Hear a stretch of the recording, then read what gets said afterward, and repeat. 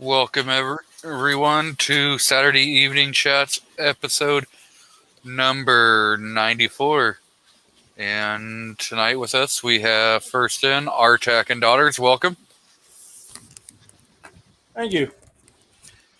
And we have the co-host extraordinaire, Mr. DM Foss. Hello.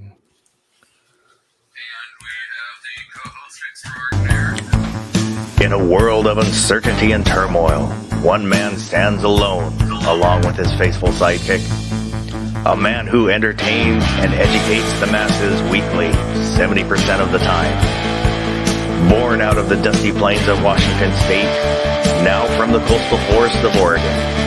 The man, the myth, the man, G23.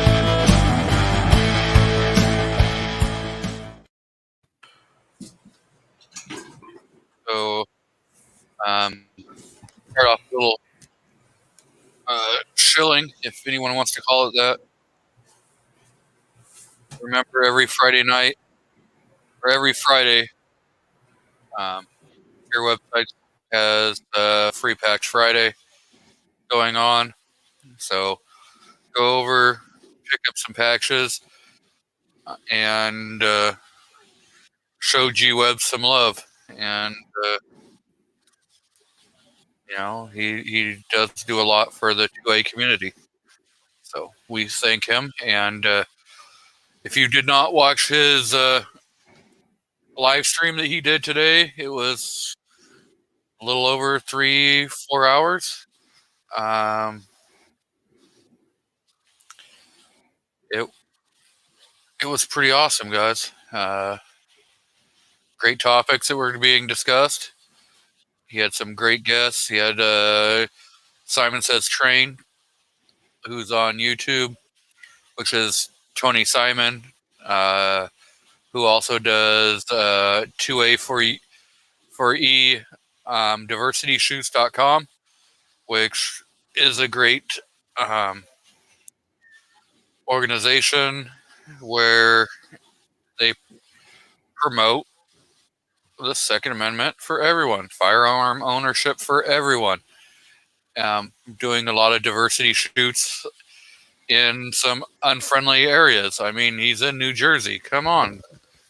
You can only get so much more content than that is. I mean, if he was doing it out in California. So, we have a great crowd out there tonight. We have, first up was Night Shaft, and G-Webs is out there, Jet 001, Warsaw Patriot, Mr. FNH, Smeggy 42, DM Foss, the Gun Snob. So, yeah. So, I know we have 2A We Stand out in the crowd, another up and coming 2A channel out of Florida. Definitely check them out. So, over on Rick's Life, as we see it earlier today, they were kind of talking about the new federal bill that is going around, wanting to make it so that if you're denied or delayed on the NICS, that you're automatically going to have law enforcement contact, where you're going to be starting to be investigated for, potential crimes, if there is any. And, there's a lot of false denials, that have been proven. And so I was kind of going to talk on that subject a little bit and get everyone's opinion on that. Plus, like Oregon already does that. If you're denied or delayed, you are going to be contacted by the State Patrol office. and you're going to have contact with the state patrol office. They're going to come and talk to you, be it at the gun store or at your house, wherever. So it already happens, and they're there to investigate if they're going to turn it over to the district attorney to pursue criminal charges. So, wow, we're less than 6 minutes into the show and I already got a troll.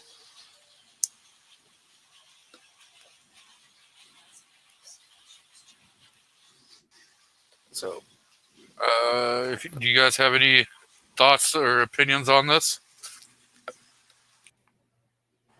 Well, here in Tennessee, when you buy a firearm, it goes through the InstaCheck program, and the state of Tennessee runs you through the TBI, which is the Tennessee Bureau of Investigation. So we technically do 2 checks here. I don't see where every place that has a gun store that sells firearms, that those cities, especially if they're small or they're in the county, or they're going to have the resources to go after that. That's the first problem I see. And then if you're a person like, most gun tubers, we buy 5, 6, 20 guns a year. And if you get denied, they're going to get tired of doing those checks on you, to the point where it could lead to other problems where they just won't either check on people or they'll just never approve you. Or in some states, I can see where they'll just drum up something. And I really don't see it passing the House, or it may pass the House, but we're in election season. I don't think any gun control is going to pass to begin with, and I see it being filibustered in the Senate. That's my 2 cents.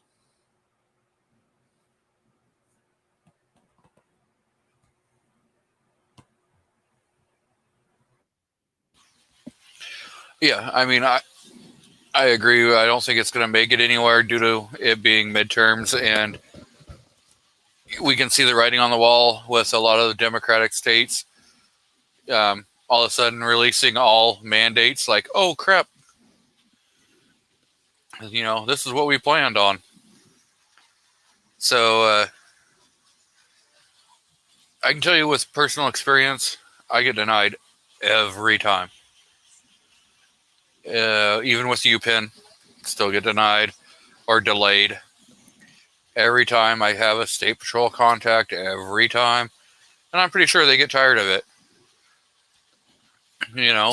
And I just, I have the documents, but pretty much they just come, they talk, they say, oh yeah, you again. They go in the store and they're like, okay, he can buy it.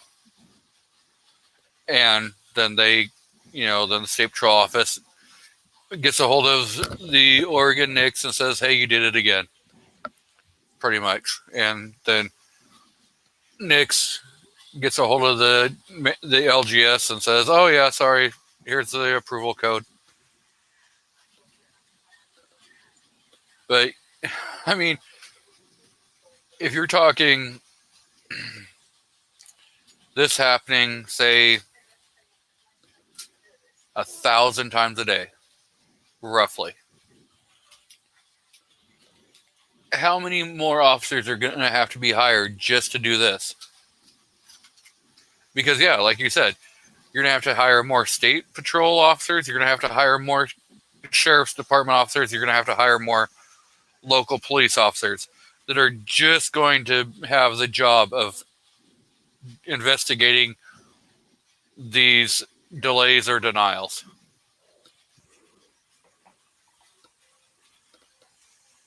And then who's going to pay for it? Us. Well, obviously, but like in states like Georgia and Alabama, where you can buy a firearm if you have a concealed weapons permit, and you don't have to, and you bypass Well, you don't have to wait; you just automatically get it, and then they'll run the NICS check. So what Yep. about those states? I mean, how's that going to? That's going to affect them. Yeah.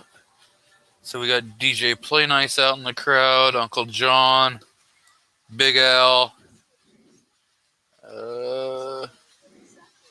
Six Shooter Texan. Welcome, everyone. I believe I sent a few more links out. I know Chris from the 740 is not going to be able to make it because he's at a wedding. So,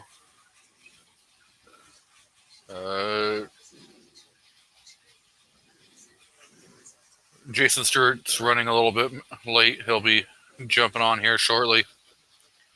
So, I don't know if Shafty wants to come on. He can. I don't have any problem with that. I just don't have his email address. I'll give him a link. Shafty, I'll put it in the Discord for you. So we've got Warsaw Patriot out in the. I think I said Warsaw. Michael Dunn's out there. Mandatory Carry is out there.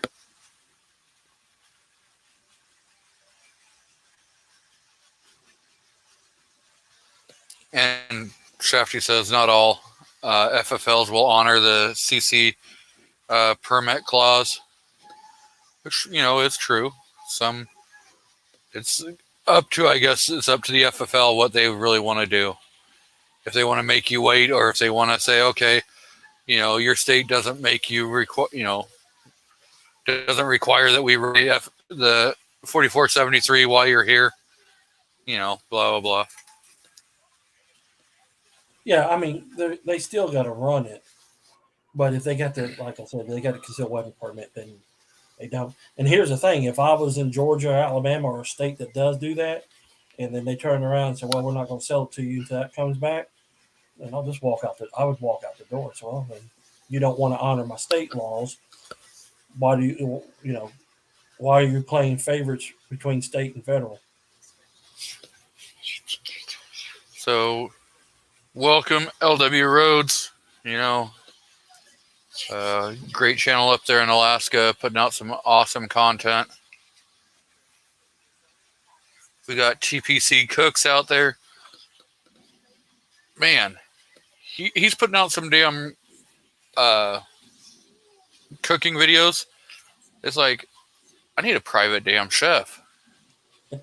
You know. I've gained about 5 pounds by just watching his videos. 5 pounds if you're lucky. That's just watching. That's not even making anything to eat. That's just watching the video.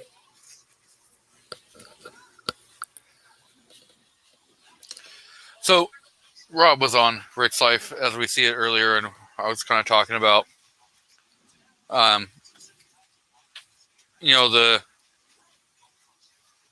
the Knicks situation, that they're trying to redo. I know, 30 different talking points on the same thing, but I was in the side chat, kind of talking about, like my situation where, I'm not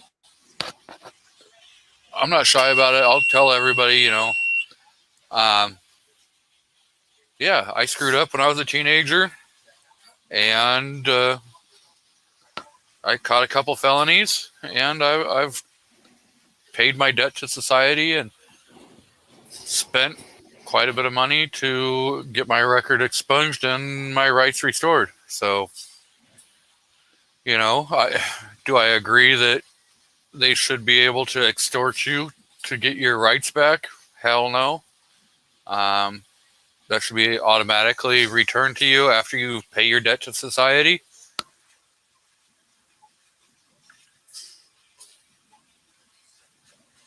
Yeah, I agree that once you've done everything and you're on probation and all that, there's no reason.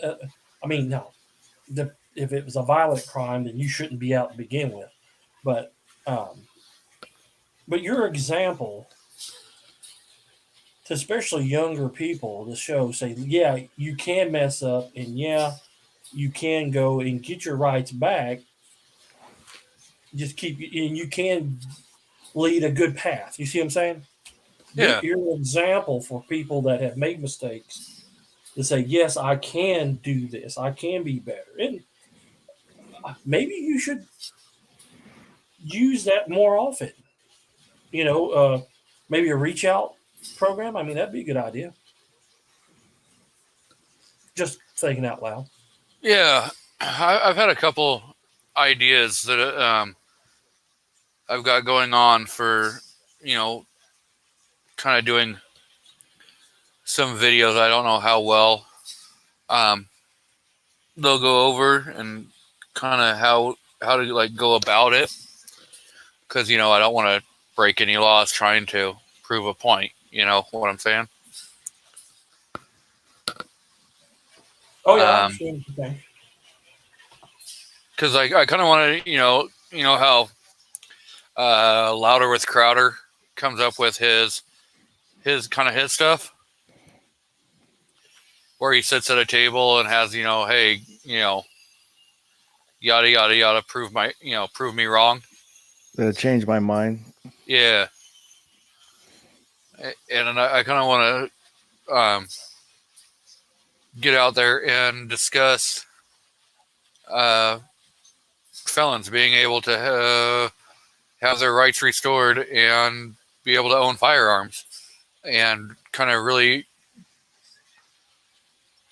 bring more attention to it with the general public, because most people probably don't even give a shit. They wouldn't care one way or another.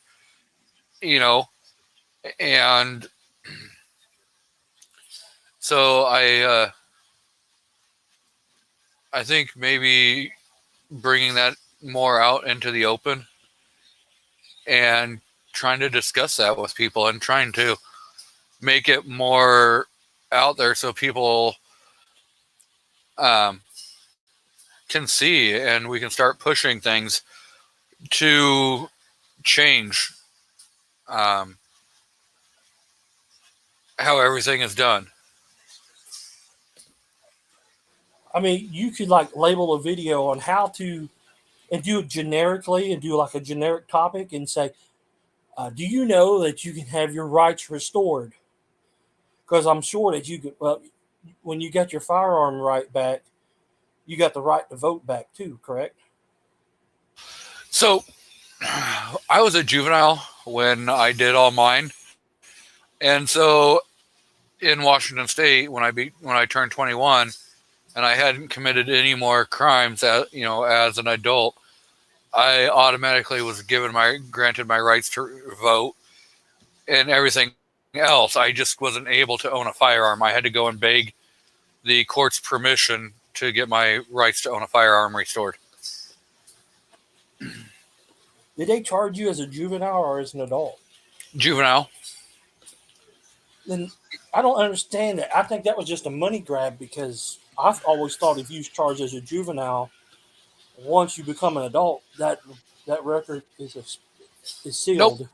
So under the Brady Bill of '96, that all changed.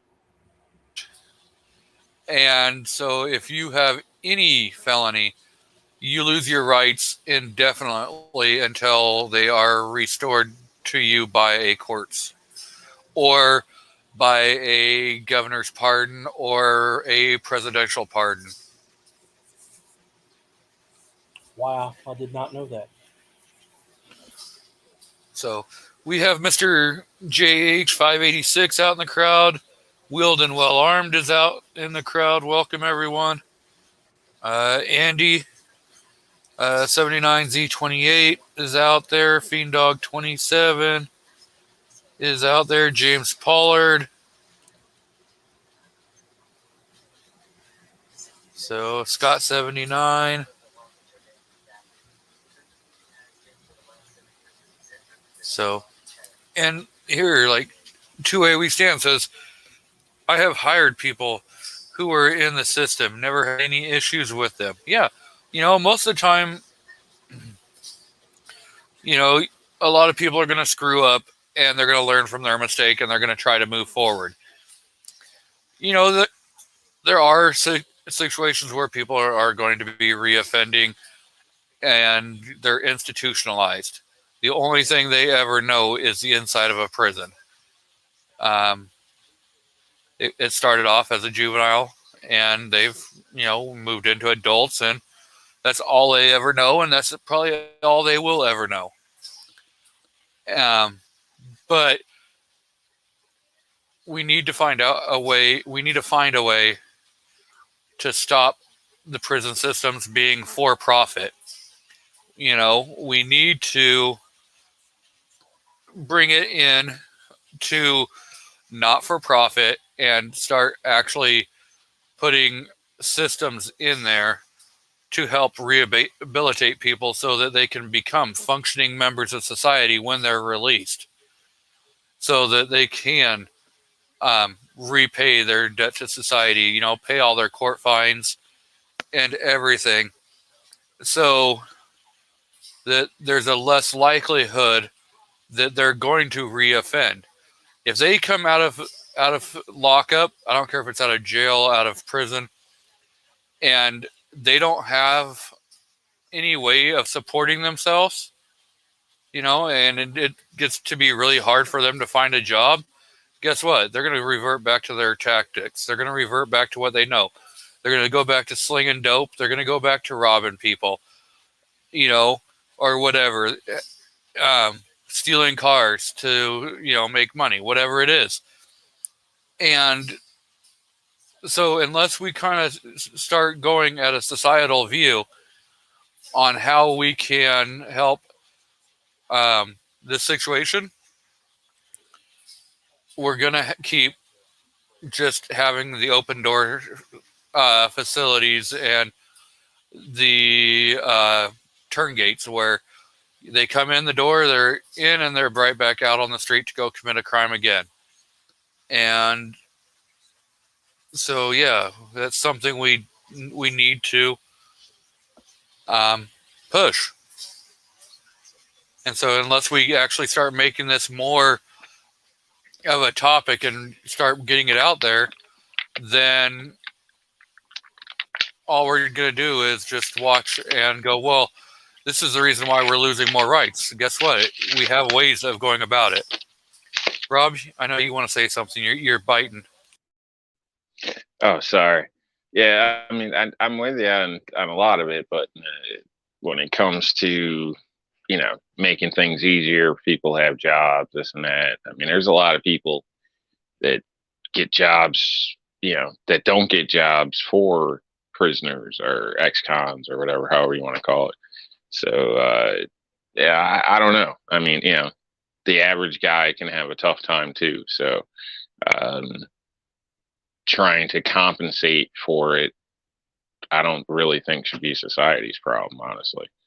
And, if you can't keep yourself together and you end up popping in and out, then you're right. We should do something different, but it's not pay to support you, and keep feeding you into making you a criminal.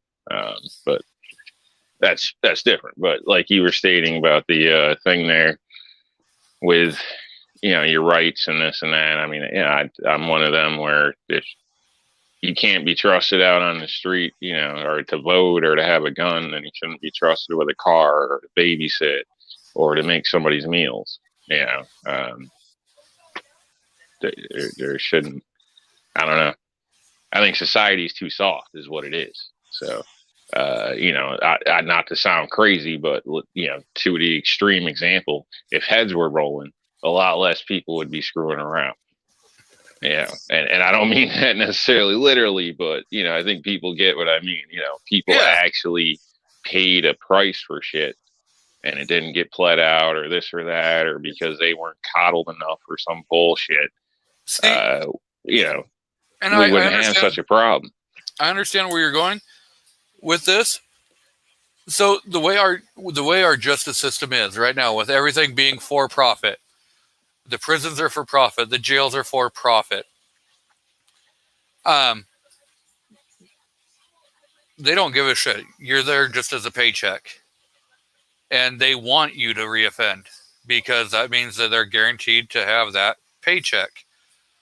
Um, and so if it was all switched to not for profit, where the prisons weren't, profiting off and this, everything, we would see a whole different thing happening. And I believe more of our societal issues that we have would start working themselves out, um, due to the fact that there, would be more competition out there. You'd start probably seeing a way more mom and pop stores coming back, and you'd start seeing a lot more of your mom and pop businesses coming around, where we're losing all of that based upon everybody wants the next greatest, latest and greatest thing that can be there at your house tomorrow, and you never have to leave your damn house. So we've got Tactical Fed out in the crowd, Mr. Defense Dad's out there, and we've been joined on the panel by Mr. Jason Stewart. Welcome. Evening, fellas. So, Good evening, Jason and everybody. HO or IH? OE? How's that work? OH. And then Uh, I'll answer AU. back IO. Yeah.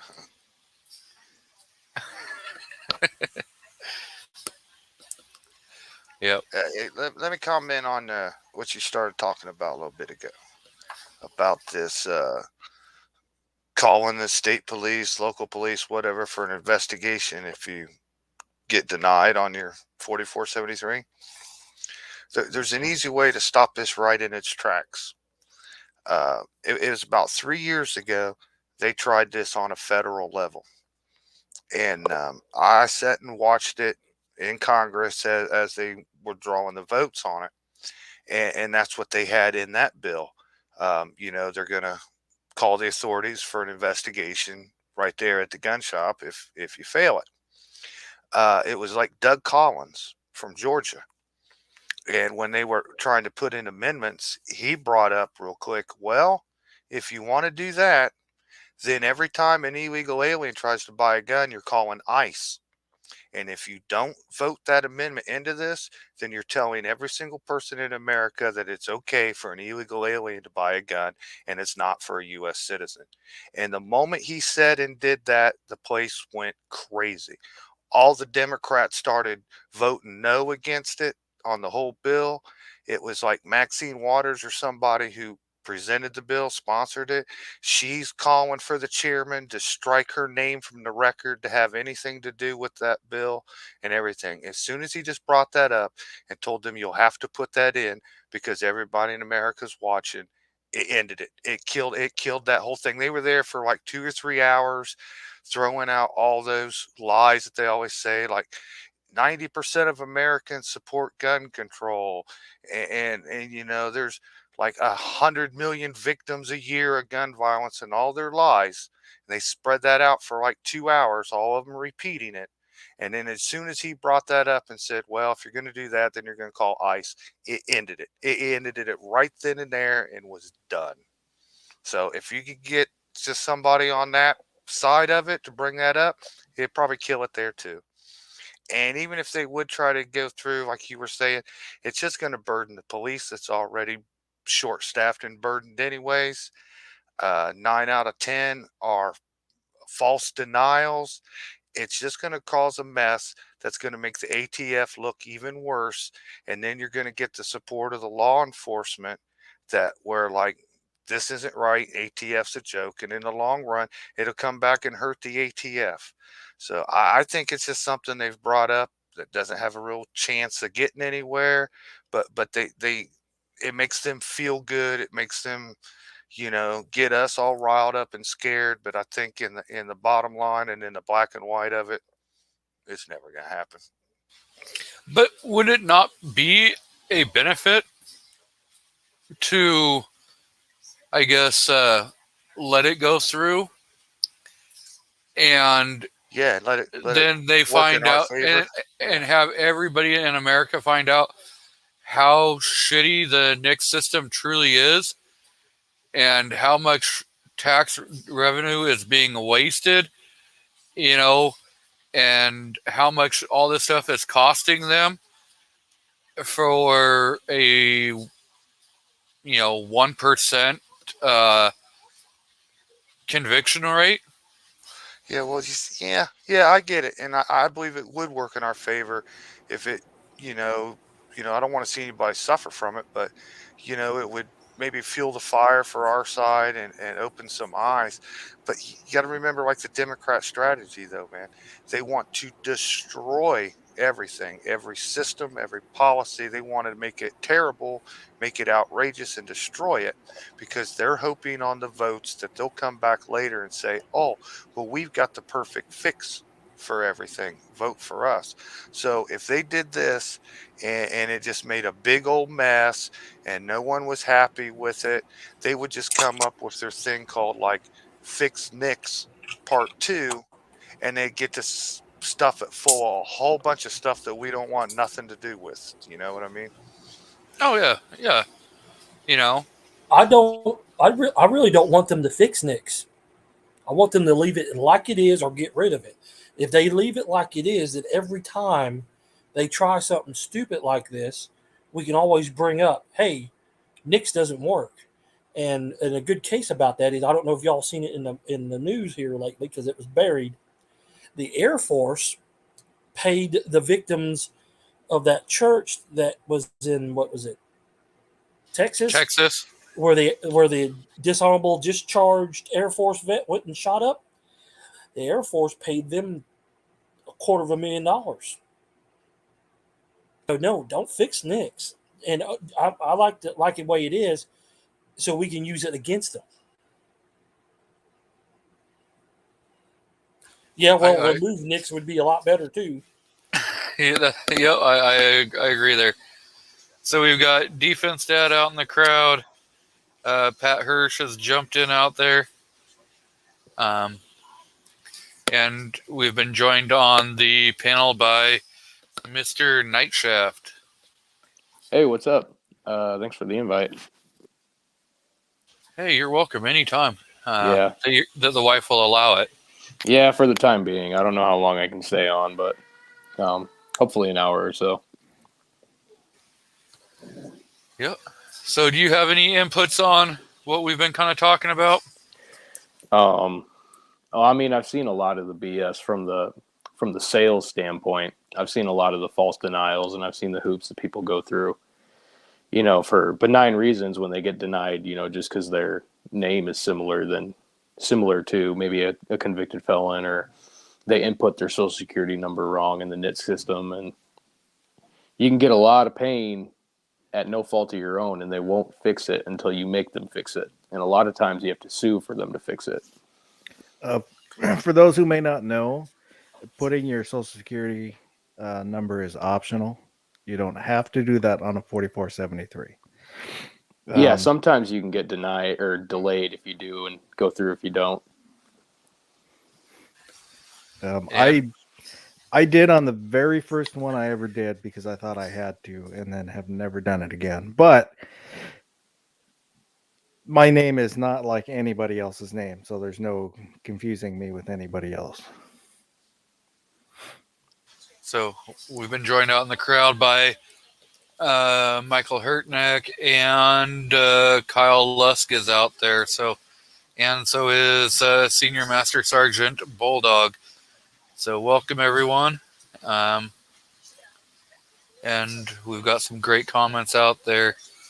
And I know of a situation where when I was living in Washington State, where a guy was denied because the person that had rented the house that he ended up buying before he bought it was a registered sex offender. So that address came up as a potential felon living there. And so they had to, they delayed it until they could find out that, guess what? It's not the case anymore.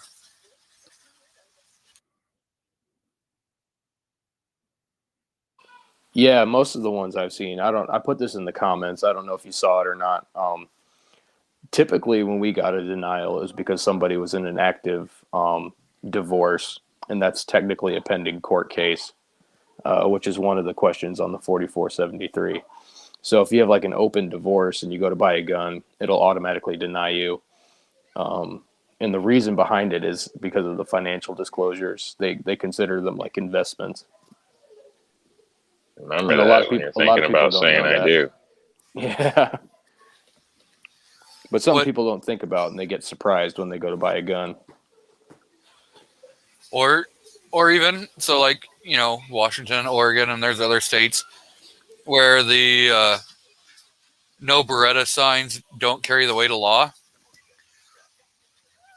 But if they have that sign up and you're carrying a firearm, if you go inside the store and somebody says, "Hey, you need to leave," and you choose to like cause a stink or whatever, and they say, Trespassing. It's a different they issue. so they say, "Guess what? We're going to trespass you." You could then become denied because that trespassing stays on your record. It is a pending court, that is a restraining order, which it says right on the 4473. Do you have a restraining order against you? It'd Yeah. be foolish to stay after you're asked to leave, my Yeah. opinion. And after they ask you to leave, why would you want to spend your money there anyway? Yep. And for the Exactly. record, if they do have that sign, if there is a penal code underneath it, that is enforceable by law. So keep an eye out for that. Because Yes. you could have a municipality law against it, and you could get charged by the city or by whoever. I hear it's different through states or whatever. From what I'm told, New York State is not enforceable, but they throw those signs up different places, which I find hilarious. The hospital, when I'm taking my mom over there, they got like security guards. You go through all this stuff, the no Glock sign and everything. And I laugh because I'm going through like, ready to go, and then they never even bother. And that's why I laugh at the security. It's like, these unarmed guys on their phone are supposed to keep you safe, but I can walk through here with 4 magazines and a gun and no problem. Yeah, it's ridiculous. So I just refuse to put my safety or my family's in their hands when I don't legally have to. So if you don't have to, they're more than welcome to kick me out if they find out. But I'm not going to fight them. But definitely not trusting some of these security things. I think it's just ridiculous, some of these places.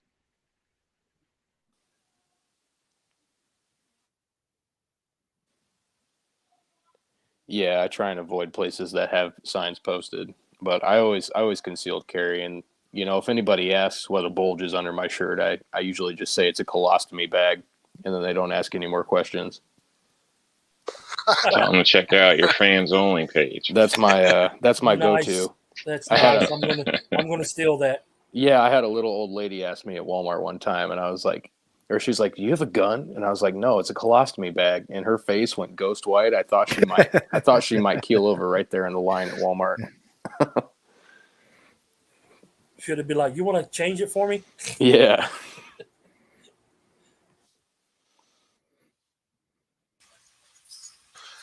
See, it's my kidney pump, bitch. Mind your own business. So, Mr. AR Gun 1776 is out in the crowd. Welcome. Yeah. Say, I find that a lot at concerts, like state fairs, where they always say no guns allowed, this and that.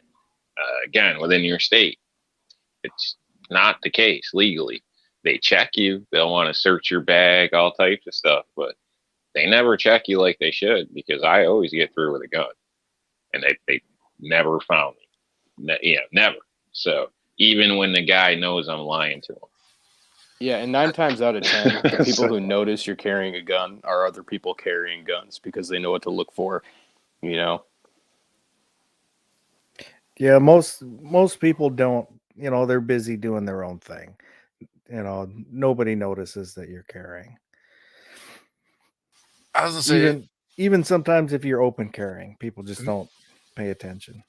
I was gonna say I 9 out of 10 times I'm open carrying, and I think maybe if unlucky 3% of the time somebody may notice that I have a firearm.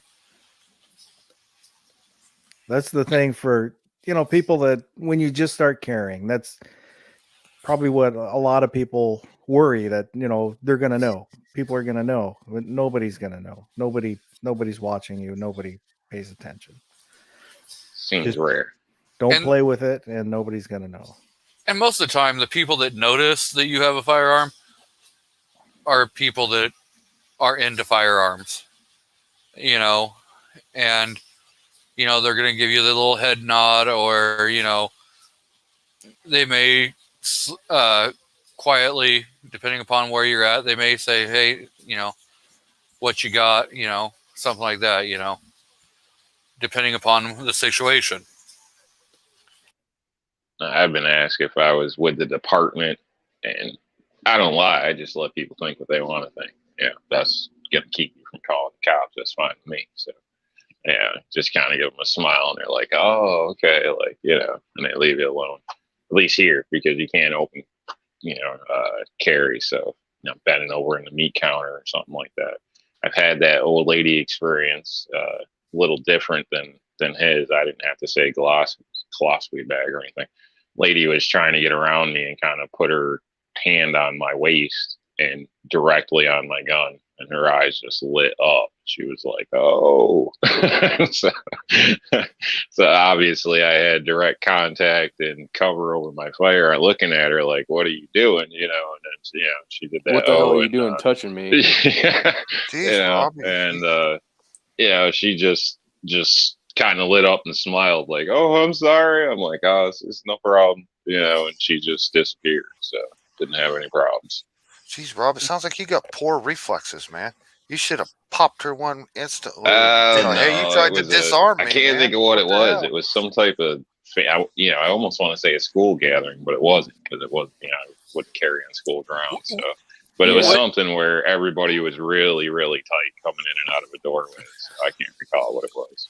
I've had that happen one time, but thankfully it was a guy I knew. And, like when you have a buddy you haven't seen in a long time, you'll come up and give like a one-arm hug. And he was like, oh, shit, what's that? And I was like, you know what it is. Colostomy bag. But yeah, that's my go-to, and it works great. It catches people on their back foot, and then they usually don't ask any more questions.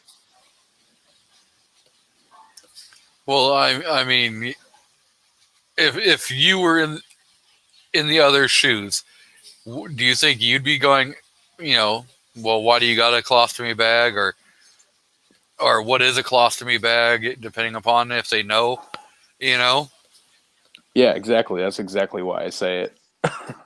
Throw on a little extra guilt. That would be my be go-to. like, man, I can't get a date because of this thing, and now you want to bring it up. I can't even buy a gallon of milk. Thanks a lot. Yeah. I don't know why that became my thing. It just became a thing. I know someone else who has used that too. Well, I mean, it is a great,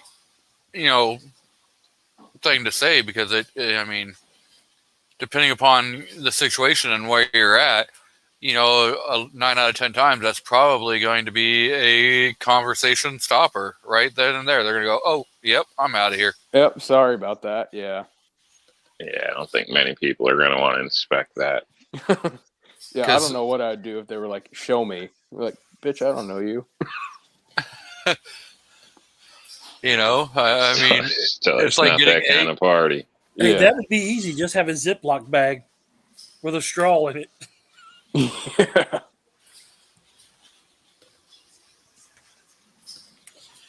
Yeah. So another little kind of topic I was gonna bring up is California's at it again, and so they're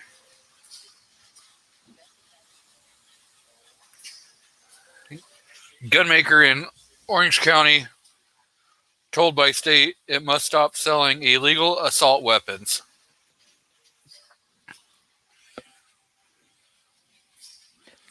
Now, you Uh, guys are kind of going through something too in Washington, right? Have you talked about that yet? Well, I know the Washington guys. Yeah, they definitely are. I'm in Oregon, and we have some nasty shit going on right now. And yeah, probably after a little bit, we'll start kind of talking about the two states over here and what they're doing. Yeah. I I haven't got a seen this question. California thing yet. I think that's the one that was supposed to be designed to get around the featureless stuff, and then California said no, that's not going to work. So this is from the California Attorney General's office says Orange-based Juggernaut Tactical's featureless series rifles, including the F9 shown above, are illegal to sell in California. The gun maker disagrees. And so yeah, they're in the fights of it says the California Attorney General's office informed a gun manufacturer in Orange on Friday that it must stop selling a series of rifles that the agency has deemed are illegal assault weapons. Luis Lopez, director of the agency's Bureau of Firearms, sent a cease and desist letter dated Friday to Juggernaut Tactical regarding its featureless series rifles. At issue are pistol grips on the weapons. So Yeah. Go ahead. if they just go ahead and put a shark fin on there, then it would, bypass California's rules. So all it takes is the removable shark fin. Spur grip. Yeah, I'm not Uh, advocating for California. I'm just not sure how you could call that a featureless, unless that stock is pinned on the buffer tube. I guess maybe. Maybe it's the angle of the grip because it looks more of more straight up and down versus at a. Because the muzzle brake counts against it too, doesn't it? It's the telescoping stock, the pistol grip, and the muzzle brake, right? Well, is it a? Well, no, I think it's there. It's not a muzzle brake that they count. I think they count a flash hider, and that's definitely a muzzle brake, not a flash hider. But I the think angle, anything on the end of the barrel is probably a feature. That's how New York looks at it with their Safe Act. So it says Juggernaut's website acknowledges that Juggernaut is trying to effectively rewrite the applicable regulatory definition to make its featureless series rifles fall outside of the definition of an assault weapon.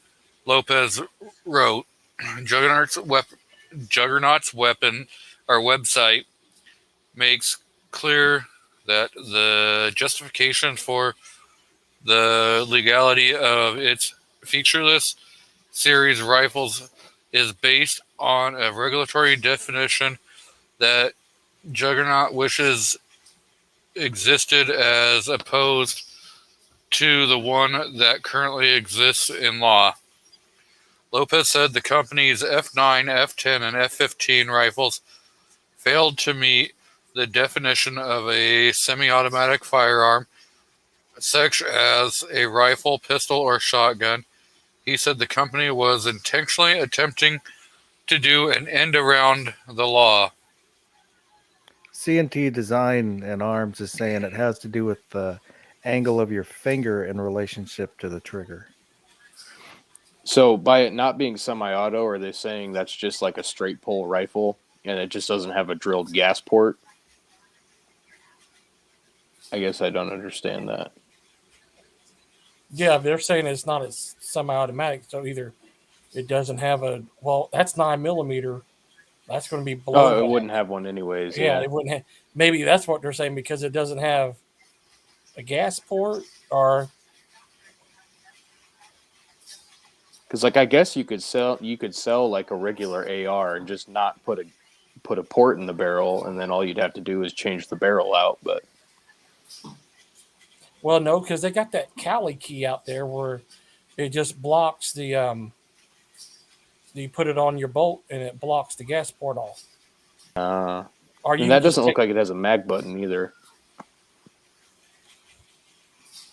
And they're saying now. Listen, they also said that it's the angle of your finger to the grip. So I bet you they've changed the grip angle where it's the same as if you got that shark fin on there. I wonder if they're trying to work it that way. But G Webs is right. Compliance against bad laws is not a good idea, and by them trying to challenge it, I think could be a very good thing. Yeah, I agree with that. I just don't know how they're going to win that case in state court. It was my only thing. Well, if it's the angle of the grip and the finger, then maybe they'll bring in that shark fin and say, well, look, my finger is at the same angle as on our grip. They might try to argue it that way. You know what I'm saying? Yeah. Or maybe they can say, hey, this isn't intended for you to have a thumb over grip where your thumb's on the same side of the receiver, Mm-hmm. So Yeah, kind of like a target pistol grip where your thumb, Yeah. is on the side. And say that's what it's intended for. It's not up to us what the end user does. Can you get a picture of their grip better? Maybe that's what it is.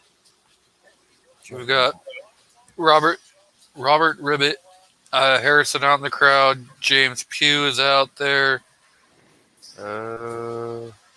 CNT Designs. So, welcome everyone. Let me see if I can pull up.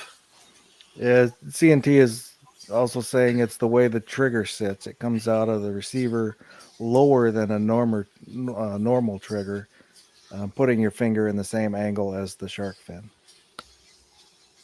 Yep, that's what they're trying to do then. Smart move, really.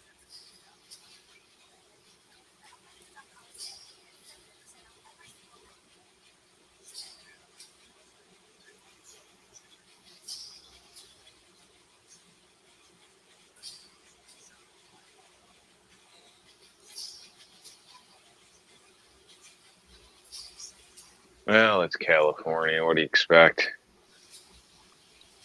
They got to complain about something. Yeah, I guess at this point, if you're a gun owner in California, the best question is, why are you there? Well, somebody brought up the other point about all the gun owners moving out of California is really a bad idea. And I used to be of the mindset thinking, yeah, if I was a gun owner in California and I got tired of that crap, I wouldn't stay there. And then standing there and making a fight and try to challenge things and get things changed back is also a good idea.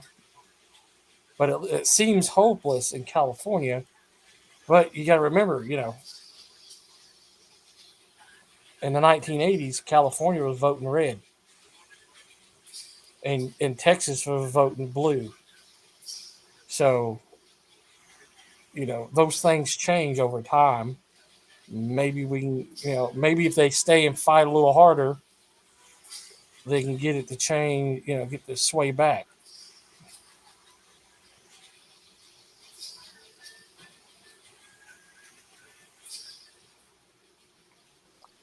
But then Yeah, again, I'm more in the hopeless camp. I hate to say that, but it's a lot easier to get a law on the books than back off.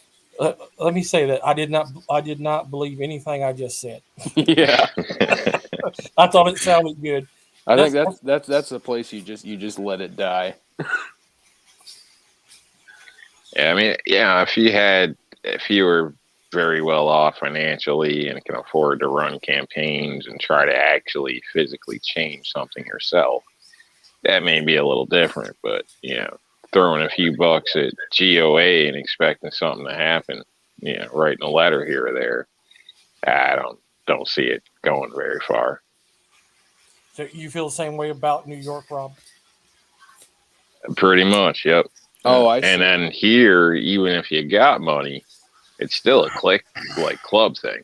You know what I mean? You're going to be hard pressed. A lot of people won't deal with you. Just conflict of interest for all types of different things. you start going against the end club. Yeah, so I see it now. It's not the pistol grip; it's how the lower receiver is milled. It's got that block inside the trigger guard, so you have to grip the trigger low. So it could be any pistol grip because it's the receiver. Do you see what I'm saying? Mm-hmm. That makes a little more sense.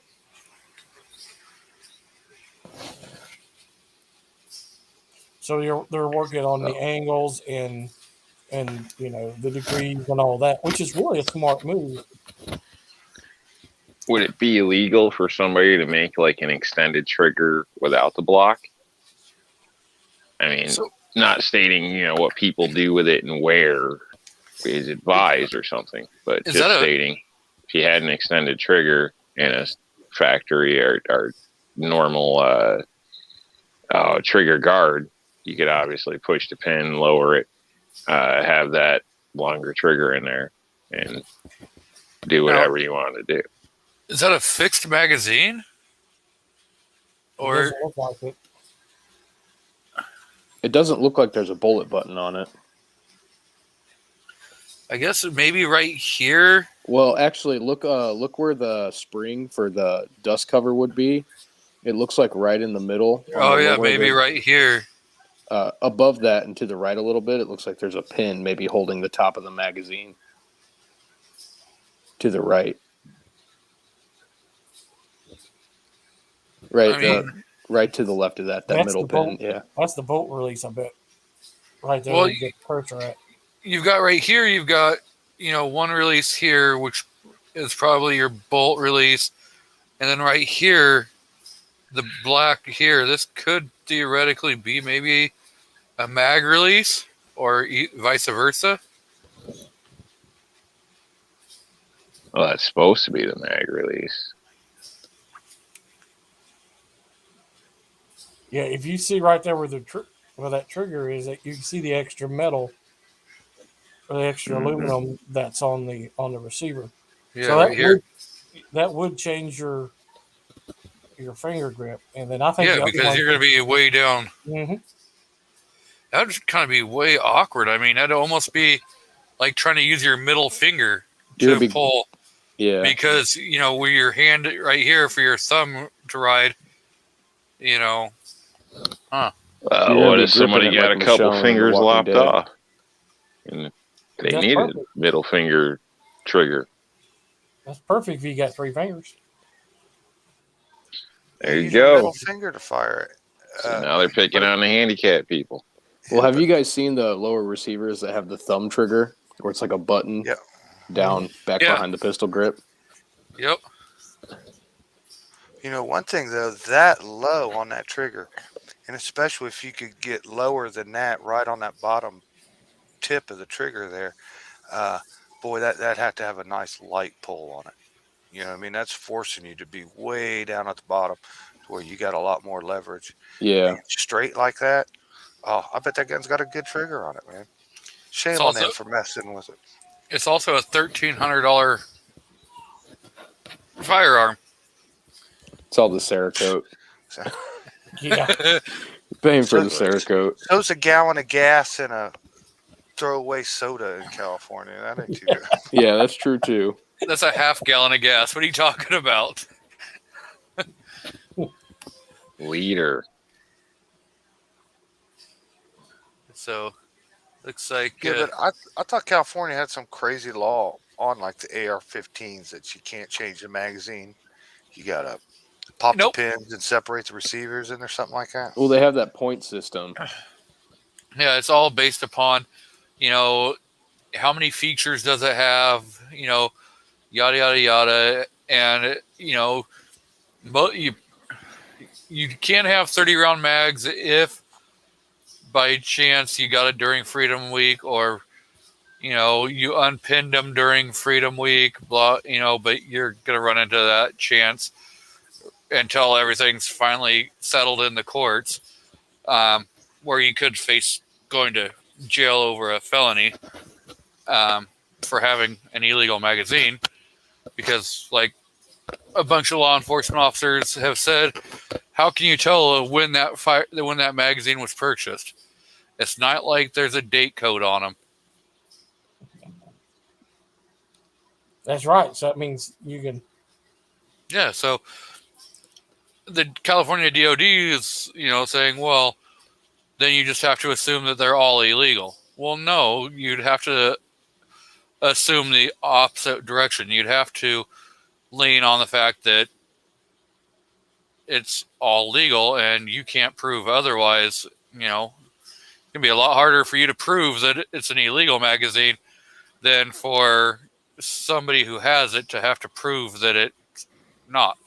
Well, that's the way it's supposed to be. Burden of the proof is on the state. Yeah, that's assuming we still live in a constitutional republic, which we don't anymore. Yep. So, You know, and that kind of brings up. Oh, go ahead, Jason. Before I. well, I was just going to mention that's like one of the age-old arguments. I get confused when they say assault weapon, assault rifle. Could you clarify? I know you got all your point systems, and if it's got this feature and a muzzle loader and a stock and this and that, but could you define what a non-assault weapon is? And then I wonder if anybody ever took them and showed them. We'll shoot this with an AR-15 with a 223, and now we'll shoot it with a bolt action 223. Tell me what the difference is at the target. Tell me what there's any difference. If you shot somebody with either one of those rifles, I don't think they're going to lay there before they bleed out and say, man, I'm glad they didn't have like a pistol brace on that or a flash suppressor or something. The target has it doesn't matter. That bullet and that target doesn't matter what kind of features came out of that weapon. There's no difference. I could shoot you with a full automatic or a semi-automatic. If I hit you with one bullet, it's the same thing. I don't understand how we even let them start off with this assault weapon stuff and all these features and this and that, because it has no bearing on the end results of anything. It's just their scary looks and their thought police junk. Mm-hmm. Well, what they did was they took the 94 crime bill and just wrote it into state law, and then they added the detachable magazine as another point on the system. Other than that, their laws are identical to the 94 crime bill. And so G Webb's caught what I said right there. He's like, a date code would be when it was made, not when it was sold. Exactly. But that's not what the California DOD even understands. They don't care what, they're just stating, they throw random shit against the wall to see what sticks. Well, in California, everything sticks to the wall. So. And the sidewalks. and the roads and the side of your building. So, I sent this over to Gizzard last night, and segue from, Yeah, this one's crazy here. What Shafty said. So, HB 4073. This is Marty Wild's bill, and they're a senator here in the state of Oregon.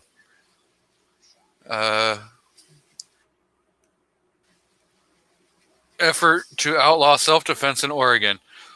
You have to get to the bottom of the bill. Here is the relevant part. Section 6,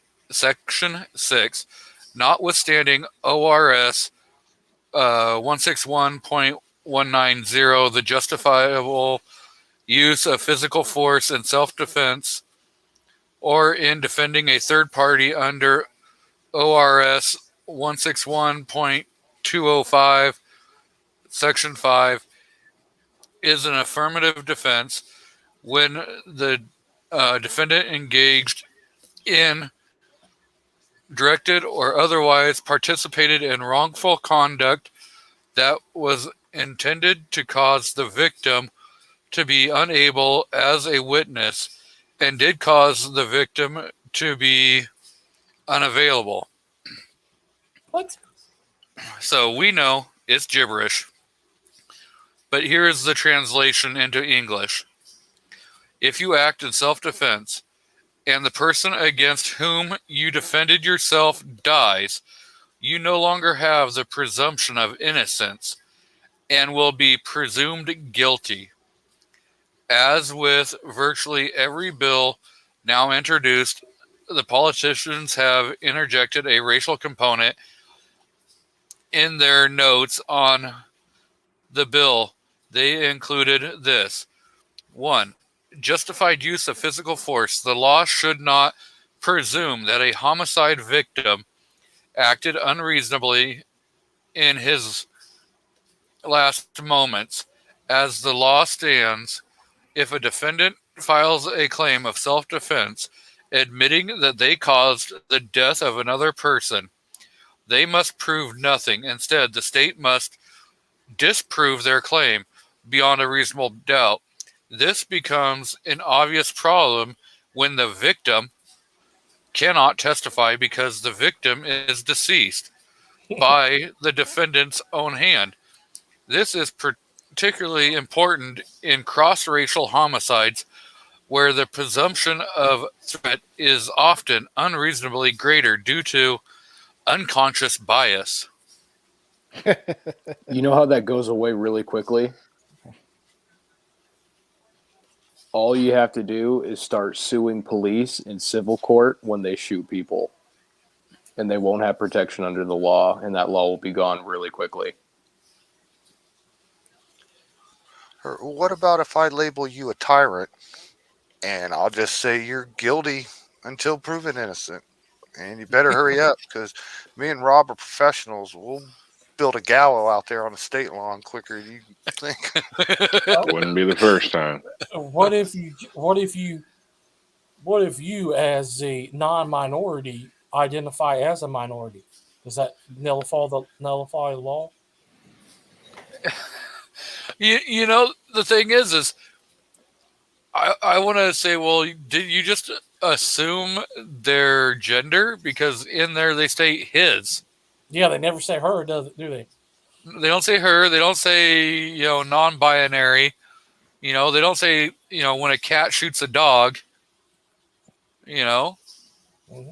So if you identify as a tree person, then you're exempt automatically. Well, that's what I was saying. So yeah. So I identify as a poor Indian boy who grew up in the hard streets of New York City as a poor Jewish Indian. Transsexual. Yeah. I'm fluid. Yeah. Fluid. Depends on how I feel that day. Yeah. And in this case, in the law, I'm gonna feel like a female. So we've got or Elizabeth Balding. Warren. Bald and Curious out in the crowd. Welcome, Bald. So, yeah, I mean, we're talking that there's some pretty shitty stuff that's going on out here on the West Coast. And Michael Herknick says, what's a bullet button?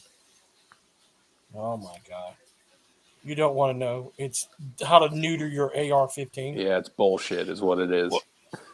Somebody kind of answered it for him in the chat. So what it does, as real talk, what it does is it blocks the magazine release on an AR-15, so that you have to take a tip of a bullet and push it through that to detach the magazine. Or any firearm that accepts the magazine that it's installed on. It doesn't have to be an AR. You're right. Because I've actually seen a couple of them on some Ruger 1022s. Yeah, you can either have that or you can have your magazine pinned in place, and then you have to separate the upper to refill the magazine. What company is the one that's got it where you can recharge your magazine through the dust cover hole or the ejection port? That'd be a good question for New York Outcast. I think those are pretty popular over there. It's like a stripper clip. Yeah, I was gonna say, I think that's, like a Lula thing, it's like a speed loader. It's not really, it's not like any rifle company that has it. It's just something you can buy aftermarket. Honestly, I'm not familiar with them, so I don't use those clips or whatever. So Ah, Yeah, a I've just seen a lot of lawbreaker, are people you? in New York use them. no, just the features, the way mine are set up, that everybody complains about, is what keeps me to be able to use a regular magazine. If that makes sense. So Well, you don't get a regular magazine; you get a 10 rounder. yeah, exactly. Yeah. So Shoot. I'm gonna call you out on a regular magazine because standard capacity is 30 rounds. No, on YouTube it's 29 plus 1. I've started doing that in my videos. Yeah, it's a 29 round magazine. It's a 10 rounder. I just looped the video. I looped it 3 times. Yeah. Rob uses zip ties to hold all his ammo together. But yeah, how that dust cover thing works, it's like a P90 mag almost, where you stick it in and then it feeds the rounds across and then down into the magazine.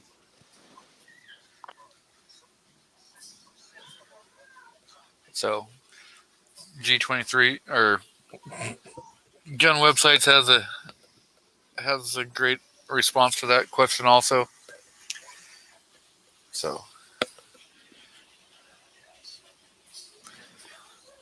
yep.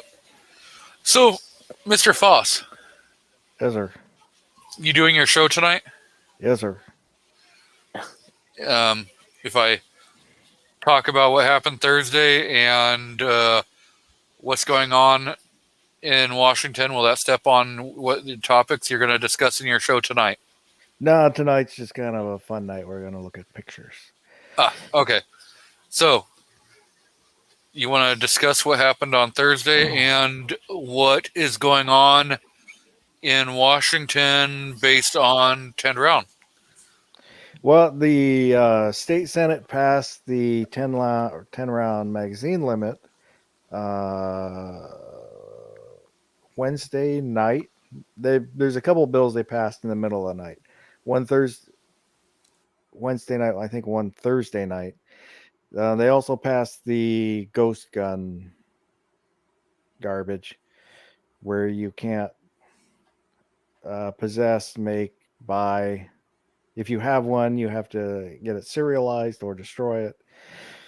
But the 10 round magazine limit, it's not as an gun bill goes, it's not written very well. It's not enforceable. You can take your magazines out of state to use them, bring them back into state, but there's no way to really prove, if you bought it out of state and brought it back into state. There was a rally on Thursday at the Capitol, and there, it was small. I don't think a lot of people knew about it, and being kind of middle of the weekday is kind of hard for people to get to. But there were 6 or so state senators that gave short speeches, which was really good. They're pretty good speeches. And that's what one of them brought up, the problem with the bill. And so, like, if you have family or friends that come visit from out of state and accidentally forget their magazines at your house, they can't prove that? Yeah. And if I forget the complete details of it, you can't, when you can have them and where you can have them or whatever, but it's, to me, it doesn't really matter. And I've heard from a couple people who have said they've heard from sources, so this is kind of third hand, that this is all basically just posturing because it's election time. So we're kind of waiting to see how this shakes out. There's a couple more really bad bills that were proposed, but they before I forget, with the 10 round, it hasn't been brought up for vote in the state house, then that was kind of one of the things that a couple people are saying, that it may not even be brought up for vote because they're not even looking at it. I Well, don't know. That, and if it does get brought up in the state house, who's to say that some of the pro 2A candidates that are in there don't do like what they've done before and sit there and discuss it for hours upon end, each one, to filibuster it? Yeah. To answer G Webs, yeah, Yankee was down there. Pretty much, if you look at the videos he put out, I'm either standing right behind me, you can't see him, or you can't see me, or I'm standing right next to him and you can't see me. I'm invisible.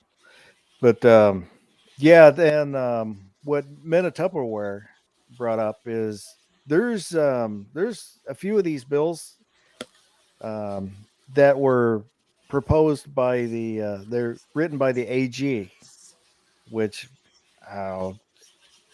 just seems like conflict of interest almost. Where he's submitting these bills, these anti-gun bills, because he's very anti-gun, along with our governor.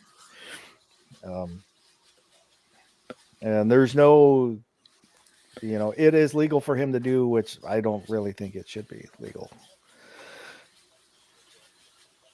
Yeah, Bob Ferguson. You gonna go bust his kneecaps? Teach his ass a lesson? No, that would be wrong. Send So- Guido and Tony over. So we've got Honcho Fed out in the crowd. Mr. PNW Woods is out there.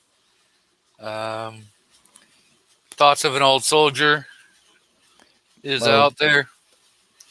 And Mr. HIPAA is out there. And I want to thank Shafty for his time on the panel. And if you guys want to see more of him and hear more from him, he will be on Foss's overnight show most of the times when he can. When he wakes up. But there was also at the rally, there was a gun shop that was working together with Aero Precision and I think somebody else, and I can't remember off the top of my head, but they gave out some patches and they gave out 30-round magazines. They look like C-Mags.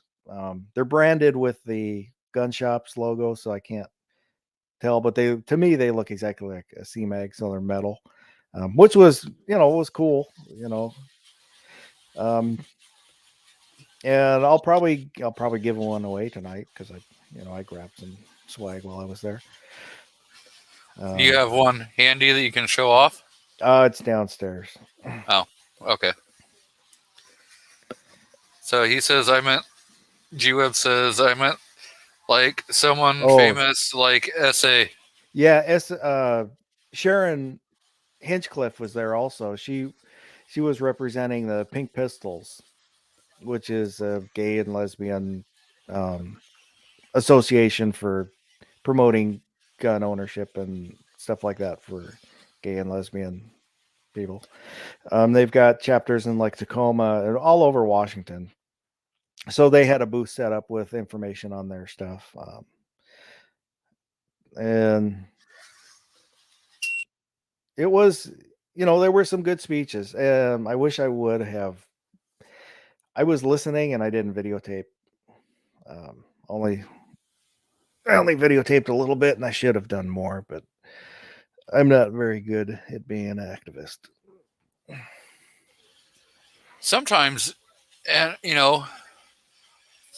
when you go to these things, you don't always think about like videoing.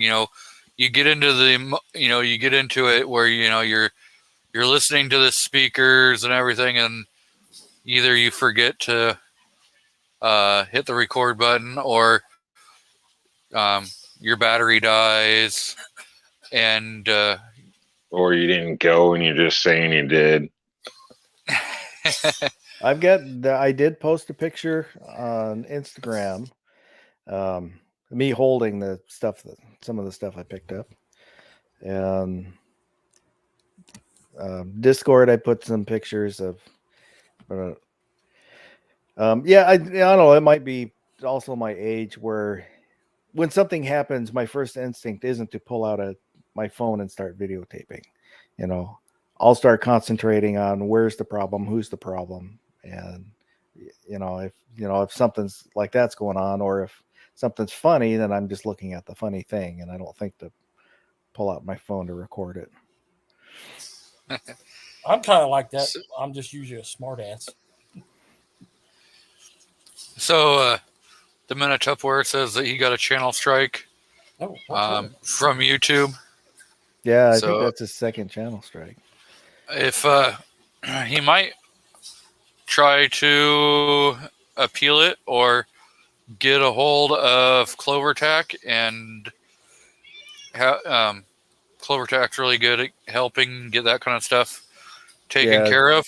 CloverTac talks to people at YouTube a lot, so he is a good resource on it when you have questions about your YouTube channel. Yep. So I had a situation, and I have a video on it where I was getting comments deleted. Like, they were just being deleted. It didn't matter what it said. CW Longshot would post on there like, good morning, good afternoon, good evening, something like that. And then the comment would be deleted. Artac and Daughters.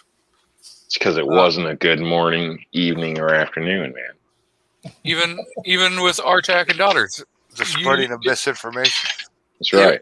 It was a crapshoot, depending upon if his comments would get deleted or if they were going to be able to go through. It seemed like it was a 2-to-1 thing where he'd have to comment 3 times to get one to actually be accepted by YouTube. So, yeah, all I said was nice. Yeah. They didn't let that go through. I was like, wow, I can't be nice. I guess not. Well, You coming should've said from that. you, you're probably drunk, high, and belligerent. I will not. Shit, I can't remember what I was going to say now. I cannot confirm or deny Exactly. actions. So we're joined out in the crowd by Mr. Mark Thomas. Welcome. So yeah, So I would did they tell him? I would definitely email CloverTac, and if you have that video, you can send him a link where he can review it and stuff like that, and see if he finds anything in there, and maybe he can help you figure out how to get it man. taken away. Did they say Beat them why? at their own game. You call the police, file a restraining order on you Yeah, for striking you. Did they? Yeah, they're getting violent. That shit's not okay.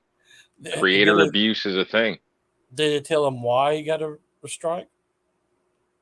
Or is it just the same old violated community standards?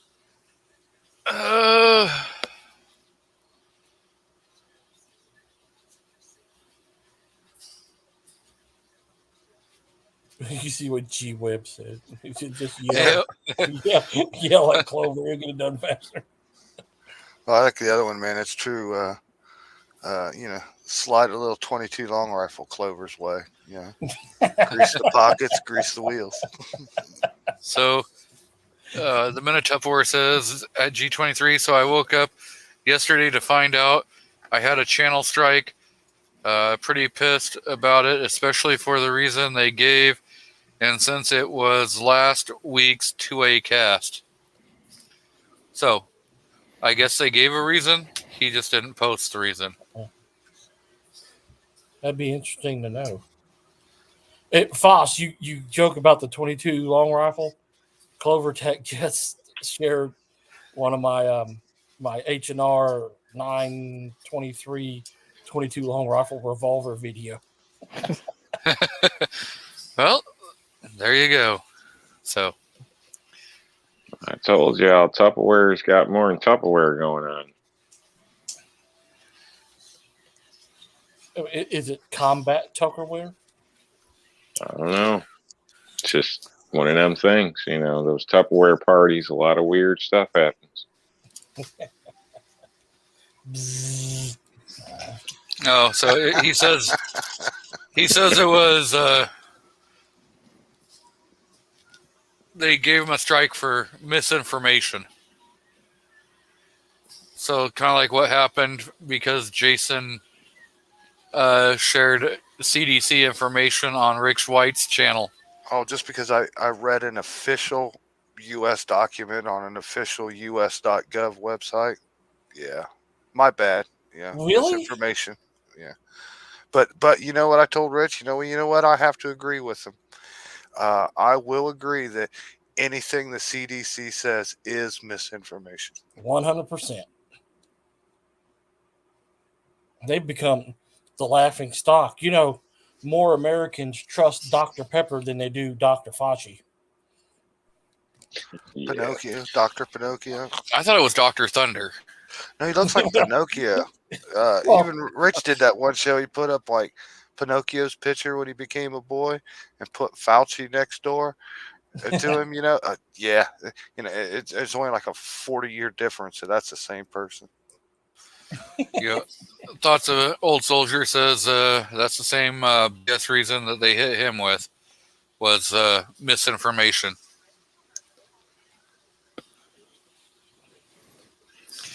So Mr. LBJ Lead Bullet Junkie is out in the crowd. Welcome.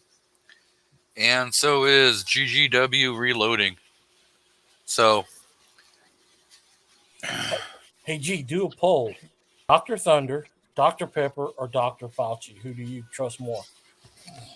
Oh God, Dr. Pepper, man. What's this Dr. Thunder stuff? Isn't that the knockoff crap? Doctor Yeah, Doctor Thunder is for the pores. it's the Come on, pores. man. Dr. Strangelove. great movie. There's places to cheap out, but soda's not necessarily one of them. That's right. It's like peanut butter. You don't buy that cheap peanut butter. You get the Jiffy, or whatever. Wasn't the peanut butter Peter come from the Pan. peanuts? Yeah, same thing with jelly. Don't buy that crap. Get the Smuckers. Wait a minute. Is this Rob D from? That's right. the That's right. Now, when it Outlaw? comes to toilet paper, Scott's 1,000 sheets. You can't beat it. It's not the most comfortable, but it's 1,000 Charmin. sheets. That's where you go cheap. No. You got to buy That's Charmin. actually- Screw that. Yeah, like half as much. I mean, I don't need to wipe my ass with a pillow. Now, Rob, you say about our society's too soft. You're right. That's why everybody should be using John Wayne toilet paper. Tough as hell, take shit off nobody. And you talking about cheaping out on things, Jesus. So you'll spurge on other things, but be cheap on. You're strange. Some bro. things. Yeah, some things. Strange. I don't know if I want you to come to Tennessee now or not. You coming to Tennessee still? When? Hope so. What year? 2024? I don't know. I want to put you on the spot. We want It's hard to say. You never know. You never know. I'm looking forward to your range. Yeah.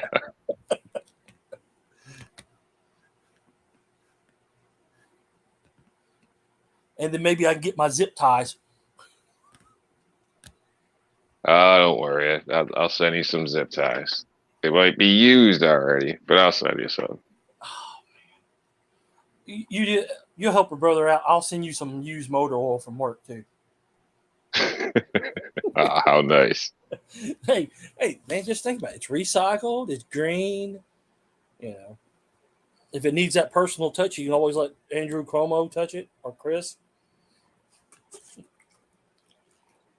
Mm-hmm. Cheap, there it is. I'm gonna let you know now. I'm voting Dr. Pepper. Next time you see your daughter, tell her I got a proposition. $20 if she kicks your ass for me. Like I'm gonna let her know that. She'll try to kick my ass for $20. Well, let her know. Jesus, Rob, that's a conspiracy, buddy.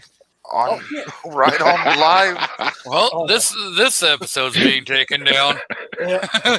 Yeah, you got a channel strike for complicity of assault The Oh, FBI is yeah. going to be knocking on every one of our doors. Hey, this is New York. It's normal here. Yeah, oh yeah, you involving a minor into a felony assault. Jesus Christ! I mean, Delinquency of a minor. we're talking crossing state lines to Oh you yeah, know. yeah. That's the Mann Act. Goddamn Sheriff Buford T. Justice be knocking on No, your door. no, man. There's no in-person meeting. I'll mail the money. It'll be a federal Oh, thing. now you're doing it through the federal mail system. Rob, just quit, man. You're gonna get like 50 years out of this. Just stop. And this is why you don't hire New York Outcast to ever be your attorney. He'll pay you with an IOU. Stick to that, Rob. Oh, You just hire me to be the wingman. Oh, Conspiracy to commit assault, and RICO battery. statutes, and everything through the U.S. mail service. right. Incoming channel strike. So we got Miss Vanessa Kitty out in the crowd. Welcome. Right? You got I was just kidding. Rob, Using- I would pray. I would pray. I would be there in the morning too, buddy. You gotta pray nothing happens. You got using the federal mail to make a payoff. I mean, Hold on, let me get Victoria in here. We got to get it. We got to get it all recorded. He'll have a black too late. eye. It's already. He'll have a black eye and be on the news tomorrow morning. This guy who cheated me on zip ties. I had paid my daughter to beat me up. I was just trying to get the subway back, man. That's Hey, all. I even threw some candy in there for those Hey, girls, okay? Rob got a proposition for you. Oh God, what? I'll send you $20 if you beat your dad up for us. Oh, For now what? now he's implemented the rest of you people. I know. Wait, Uh, for what though? What did he do? What stupidity did he do? The thoughts and opinions and the statements made by Rob D are that of Rob D and Rob D's only. None of the other panel members like DM Foss or Jason Stewart or definitely myself. Not me. I'm in. He keeps talking crap about zip ties. So, Oh my God. Why I don't need you to want to say? just jack them up for us. It's $20. I'll throw in. I thought you could throw in. Shut up, Jason. That was Foss. I'll send you Yeah, the- Jason. Oh, clam I'm up. sorry. Yeah, go ahead, man. Smack him around a little bit. I know at this point, you know what? Screw it. I mean, if one of us is going down, we might as well all go down. Where's your sister at? Outside. Oh, okay, good. She definitely tried to take that $20. Well, excuse you, Garfield. I mean Brady. Brady. I meant Brady. If you need to, you can wait until he least expect it. So it's really a good one. Yeah, when he's I'm coming not out of the my bathroom or sister now. something, just run up on him a couple times in the ribs. I'm not my sister now. Get him in his sleep, just like Lizzie Borden. So at this point, we've got 25 votes in. Dr. Pepper has 80%. Dr. Thunder has 20%. Dr. Thunder is just a ripoff of Dr. Pepper, and it tastes like butt. See, like for the this poor, girl right? knows. This girl knows. Yeah, but the thing is she doesn't even know what the poll's about. And she's already smarter than some other people out there. We don't have Dr. Thunder here, man. The only Sure you fake, do. The only fake Dr. Pepper we have is Mr. Pibb. I bet you there's Dr. Thunder or something like that at Walmart. Yep. Dr. It's a Thunder, Walmart Dr. brand. wow, they all taste like butt. Oh, yeah, we do forgot have about Dr. Wow. standards here. We're not stuck on the left coast. So here's So, the thing: it's Thor's Dr. axe Pepper, is out Dr. there? Fauci or Dr. Thunder. What's it for? That's the poll. Who do you trust more? Oh, really? But Dr. Fauci's the one that always tells us about COVID crap. I went to Okay. Wendy's one time and I asked for a Dr. Pepper and they said, "Oh, we don't have Dr. Pepper. We have Mr. Pibb. Is that all right?" So I said, "Oh God, no, no, I'm sorry, no." See, Uh, we can't put Mr. Pibb on because he's not a doctor. yep. So What about Dr. Dre? Mad Max is out there. It says it was rigged. I want a recount. So Do you know what they call a doctor who finishes last in his class? a doctor. Dr. Thunder. Hey, I'll be remember right that's back. $20. Keep that in mind. Hey, look, she jabbed me out. She hit my leg. You gonna have to pay her now. She left. She hit me. Oh, it's got to be more than a low tap. It's got to be on camera. We want proof. We want to see the police report. Well, it doesn't have to be savage abuse, but at least a violent attack. Okay. Oh, Copy okay, of the so- medical bill will be okay. So I guess I should have added in there. G Webs is right. I should have put in there Dr. Feelgood. No, yeah.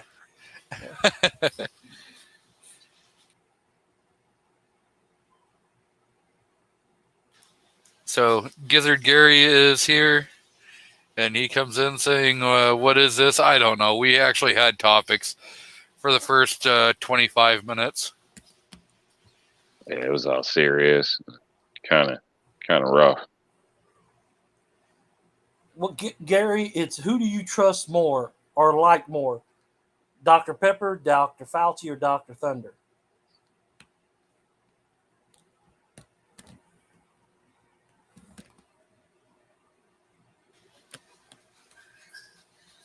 Dr. K for Big K. Gizzard says topics are overrated. So, Mr. Jason, I know Yo. you've gotten some new stuff for your presses for like inline fabrication and stuff like that. Yeah. Are you going to put out a video on that showing, kind of what you went through to, get it all together and how it makes it easier for you? Or are you just going to... You know what, man? I've been thinking about it because there's one more thing I want to try to fix on it that I'm not having trouble with, and if I can come up with a good little tip, a good little fix, then I was wanting to make a video, maybe share with other people. I got a bent indexing rod from them. Now I'm not harping on inline fab. I can tell you what they're doing is they're taking a square hex shaft and they're clamping it at one end and twisting it on the other to make a twist in it. It's naturally very easily can get what I call bent. It's out of a line. You know what I mean? The bottom tip is not in line with the rest. It's because you're torquing and twisting it. It's a manufacturing process. I'm not harping them on that, and I was going to buy another one, but I kind of fixed it easy enough myself, but I think it kind of sprang back a little bit, so I'm going to mess with that some more. But it's their ejector. It's this little piece that spins around and follows that rod. Mm-hmm. It's a piece of crap. It's What about using maybe a little bit of heat to kind of twist it a little bit? Yeah. See, what that did is there's like a guide that clamps around your shaft, your on your press, and it's what's sliding up that hex rod, and it ends up rotating the turret on top. Everything was fine. Everything was smooth out of 2.5, 3 stations, and then it gets that 4th station. That bottom piece would be kicked over. I mean, it would move that whole shaft over where that rod was crooked a lot, at like 1/8 of an inch a lot. And then all the parts in that thing I was talking about that clamps around, all that was dragging and pushing and binding up and pulling itself out of place. And that just wasn't good. But I got that a little bit worked out. But there's just an ejector that'll come around on the 4th station and kick the shell out. And it's pretty thick. It's about a 1/2 inch thick little round bushing dial that they just let float on that shaft. And they stuck a little like an Allen set screw in it. that hangs out and they stick a piece of rubber on the end of it.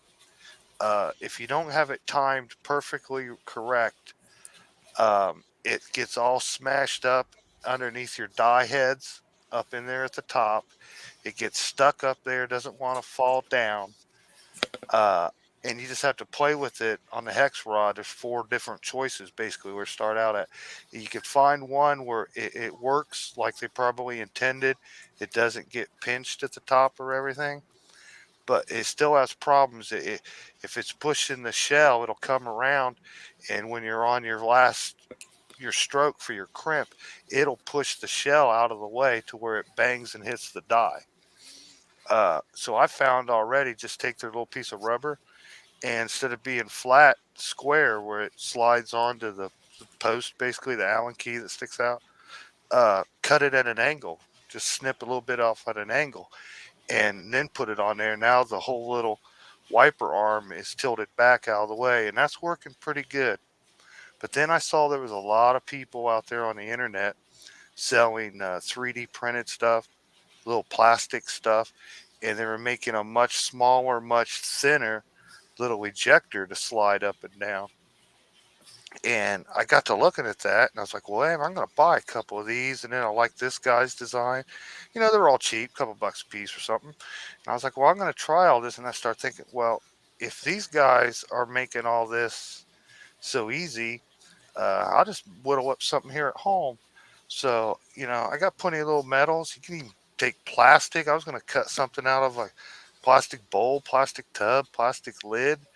Just cut out a little design. I went right on the internet and ordered a 1/4-inch square punch drive. I'll just put it over some material, smack it with a hammer and a mallet, and punch me a square hole right in any material that I can come up with. So I think I can come up with something a little bit thinner than this what I have now. And if it was thinner, it would solve probably 90% of the issues.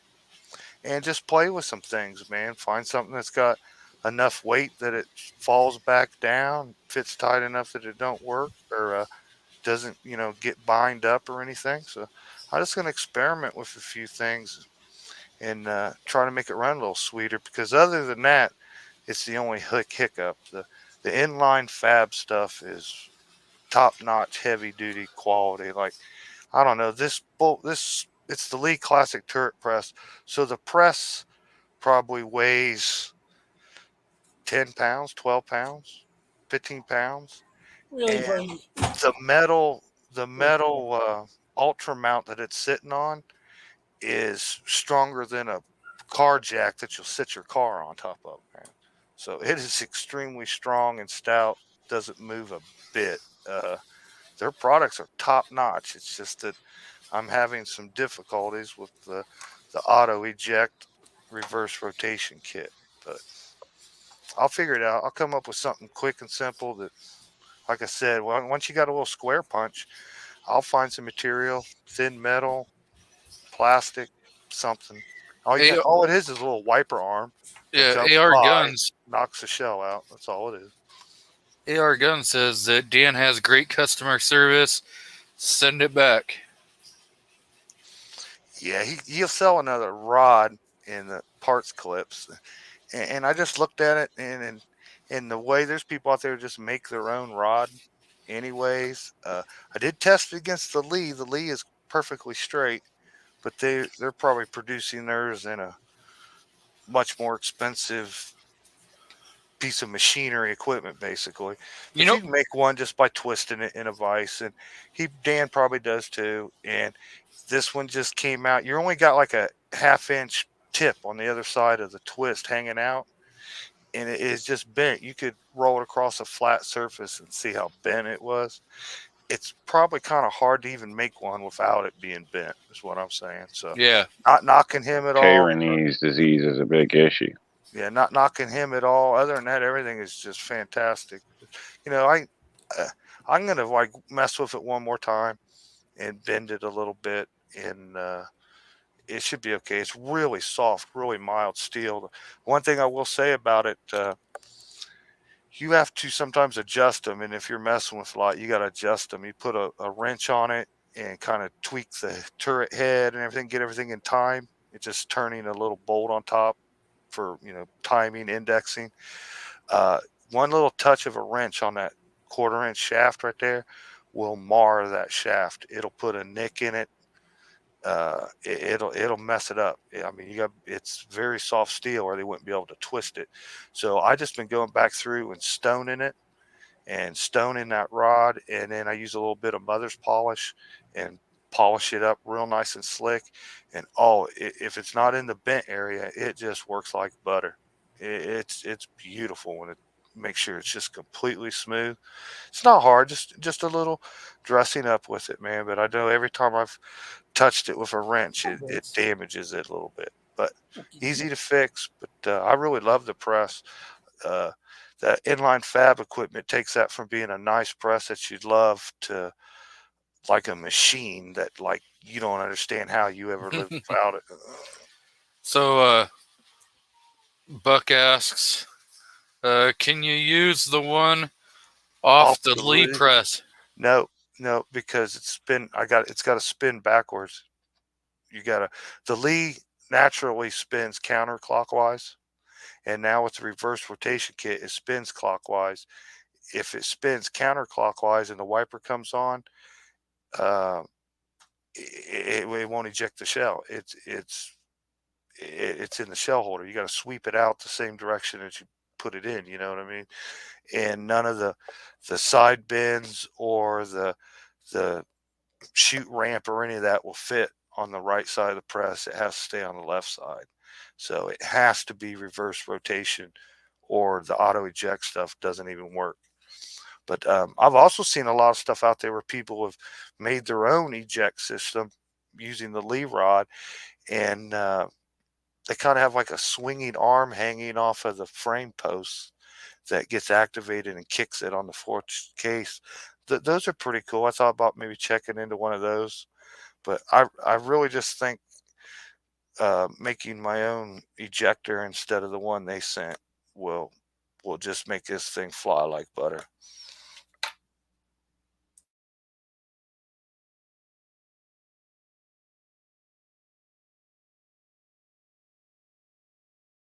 Yeah, I think actually like the one from Inline Fabs, the way it's made, it's almost like too heavy duty and too bulky. And that's what's giving us the problems. I saw the simple little plastic pieces look like they work a lot better. So I'm just going to make my own thin metal, plastic, whatever. I'll figure something out.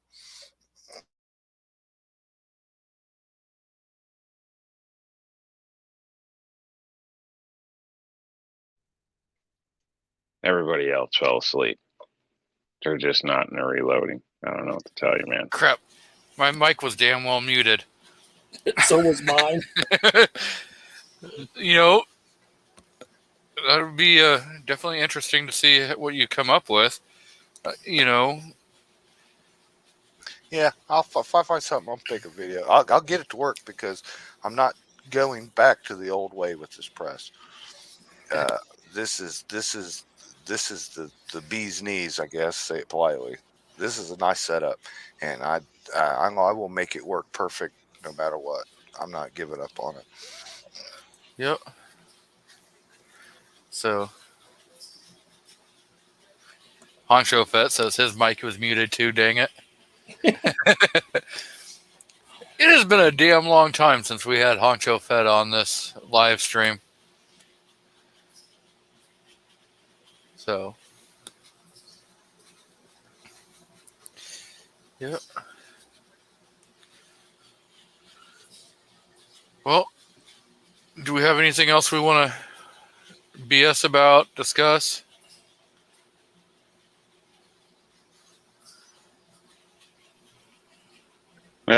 Talk about you trying to brainwash everybody to buy Glocks on all the other shows. Can always go on about that. Well, just because you added 3 new Glocks this week to your collection doesn't mean that I brainwashed you. Mm-hmm. So what'd you pick up, Rob? Nothing. Nothing. He got a G23. No, I've done shopping, but all for work, which was a pain, I might add, thanks to banks and people's cards and all this crap. And people can't even spend their own money without the banks trying to say they're committing a fraud or fraudulent charge. Even when it's in the individual, I got stuck sitting around for an hour and a half waiting on payment to clear with a customer. So their bank, just didn't want to approve stuff. So pain in the butt. So, but now I haven't picked up any guns. Lots of obviously stuff for work, but that's different. So, latest poll results: Dr. Pepper 79%, Dr. Fauci 3%, Dr. Thunder 18%. Wow, three people voted for Fauci.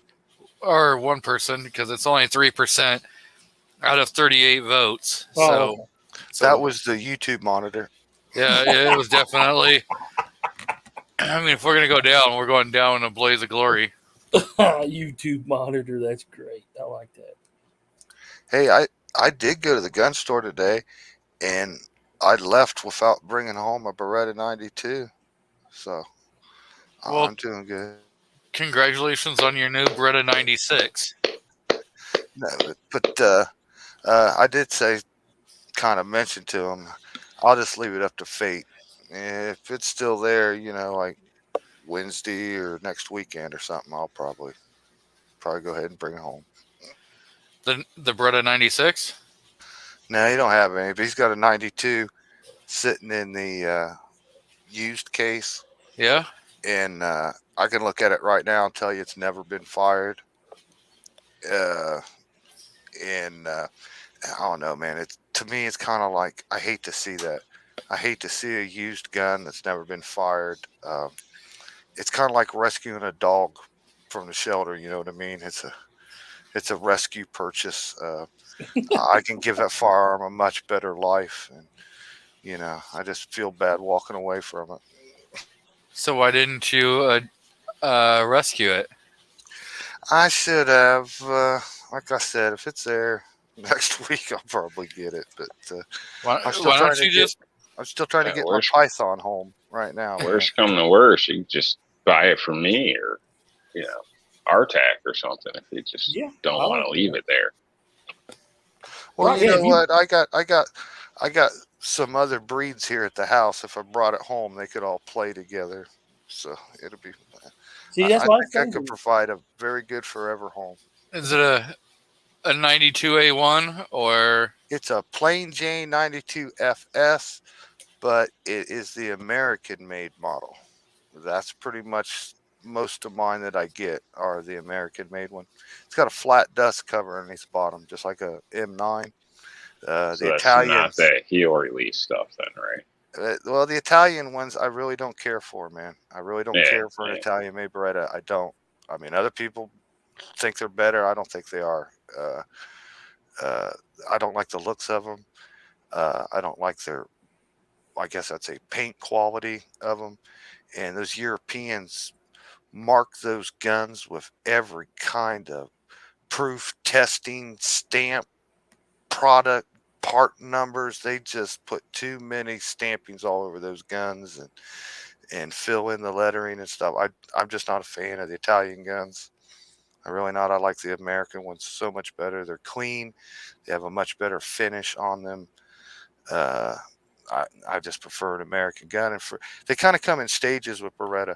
Like you'll find like all American made pistols and very few Italians, for like a year or so. And then supply and production will change. And then like for a year or so, all you'll find is Italians.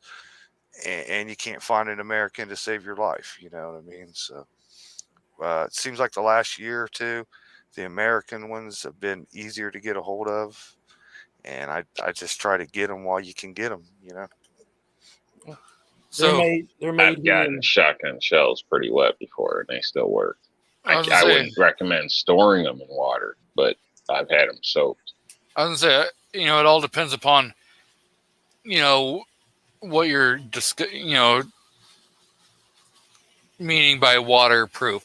Like if you drop them in water and you just and you grab and pull it back out and shake the water off and kind of pat it dry, you're more likely than not going to be okay.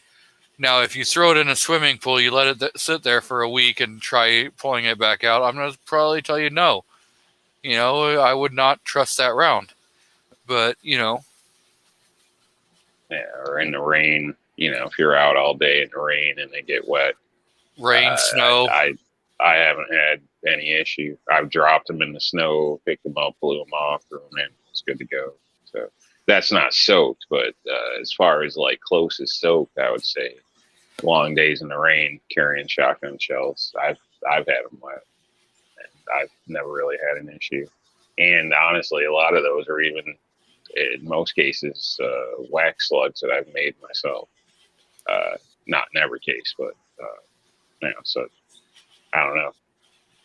He says, soak them in water for an hour.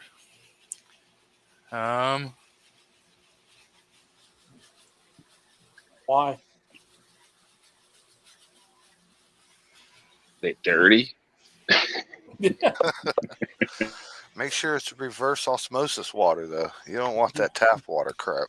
Yeah, That would just Leave like the tailgate down on the way to the backyard and they fell off. or, maybe they were duck hunting and didn't realize the box was open and accidentally knocked a couple into the water. Yeah, I don't know about being fully submerged for an hour. I'd be interested to know, but I wouldn't try them in a semi-automatic. I know. If I was going to test that, I'd probably go with a single shot. I'd be interested to hear your results. So please let us know if you give them a try. But just rain wet stuff like that, not submerged, I can vouch for. But I never put them underwater like for any or any long period of time, anything like that. ever dropped your pistol in the toilet, man, when you're undoing your belt? Fall off the edge of this thing.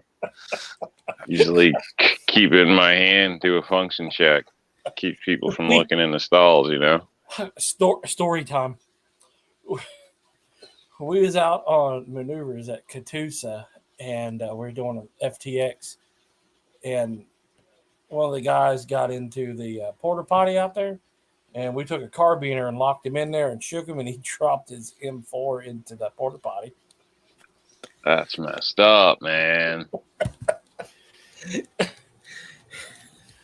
So he says, say for whatever reason you have to hide a chest rig underwater. Can you use them in a minute?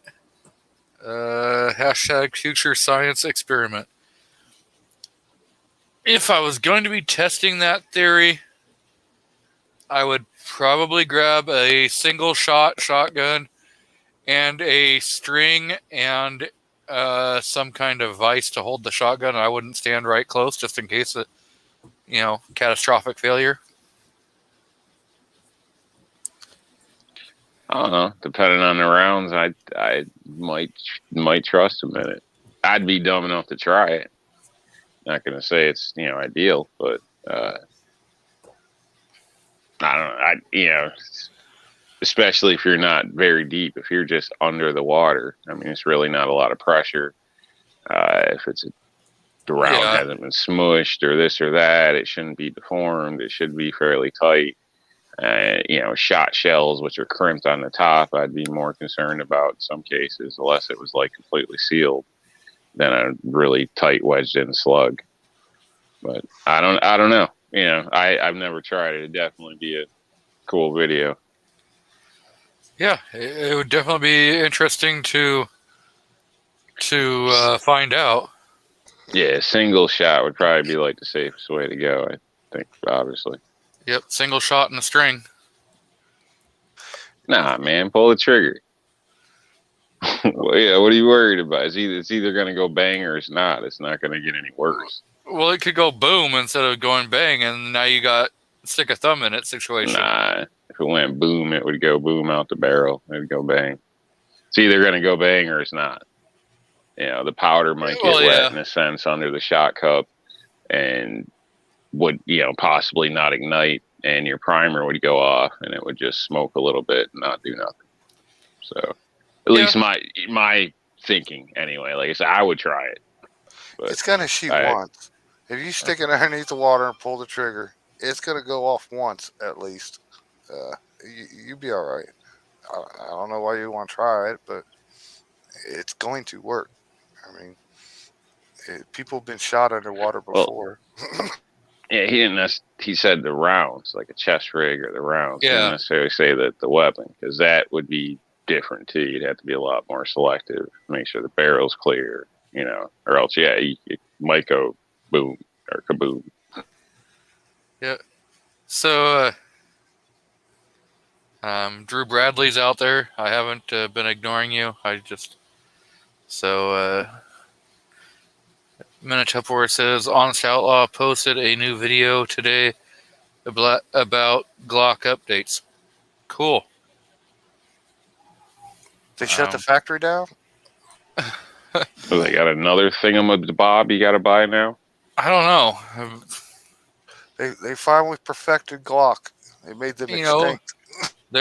There's a million manufacturers out there, and I don't just stick to a single manufacturer. I have multiple different manufacturers. Yeah, hence the name. Manufacturers have been in business 500 years. They probably built something pretty good. Yeah, that's why I buy the Taurus version. Nothing wrong with those. Nothing wrong with those. I got a 92 or PT 92 AF. Nothing wrong with those guns. Nothing wrong with them at all. Technically, you could say that's more of a real Beretta than a current production Beretta. Technically, those are built off Beretta machines, and they're off the original design. So, Okay, so PSA, a little public service announcement.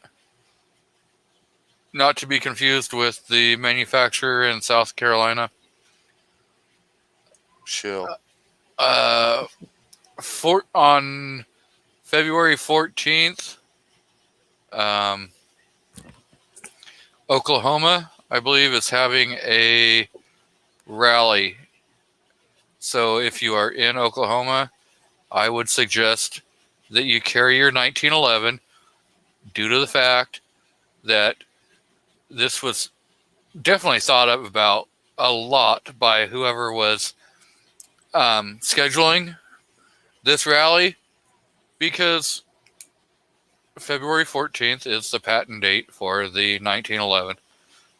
And you should always... Carry legal in that state? Nice.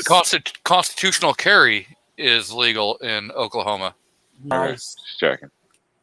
That's nice. You want to yell at me for, committing crimes and stuff. I just want to make sure.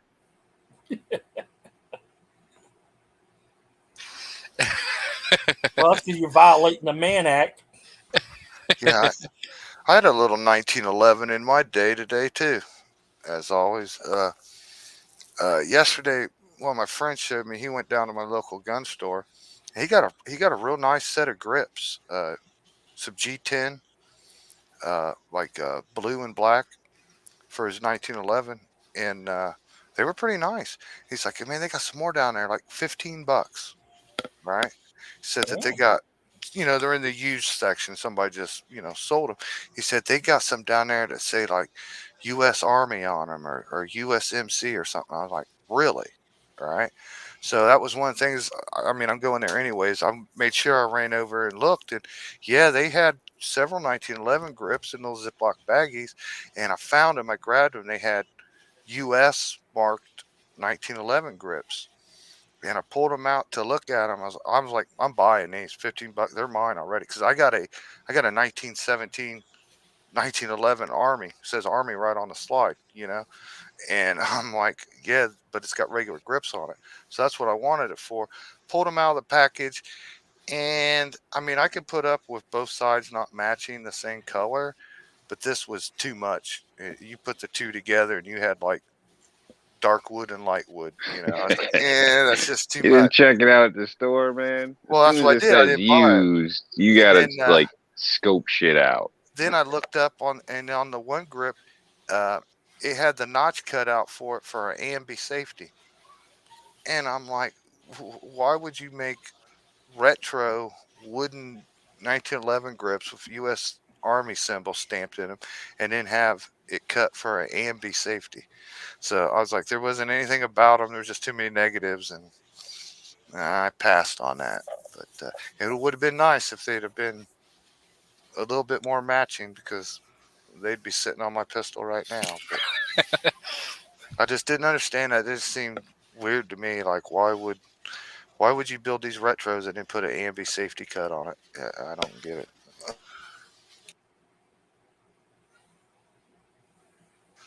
So that the newer 1911s could have throwback grips.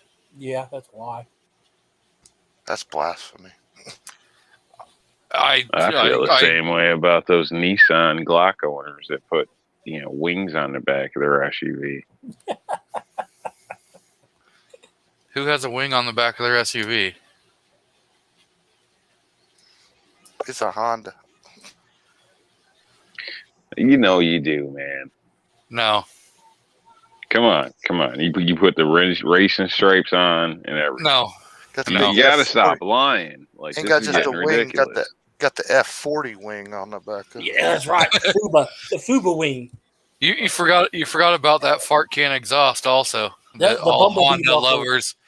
You were Honda that lovers. guy that's going up to the parts counter asking them if this sits on your car. You don't even know what it is, but it's shiny. Would it fit? Story time.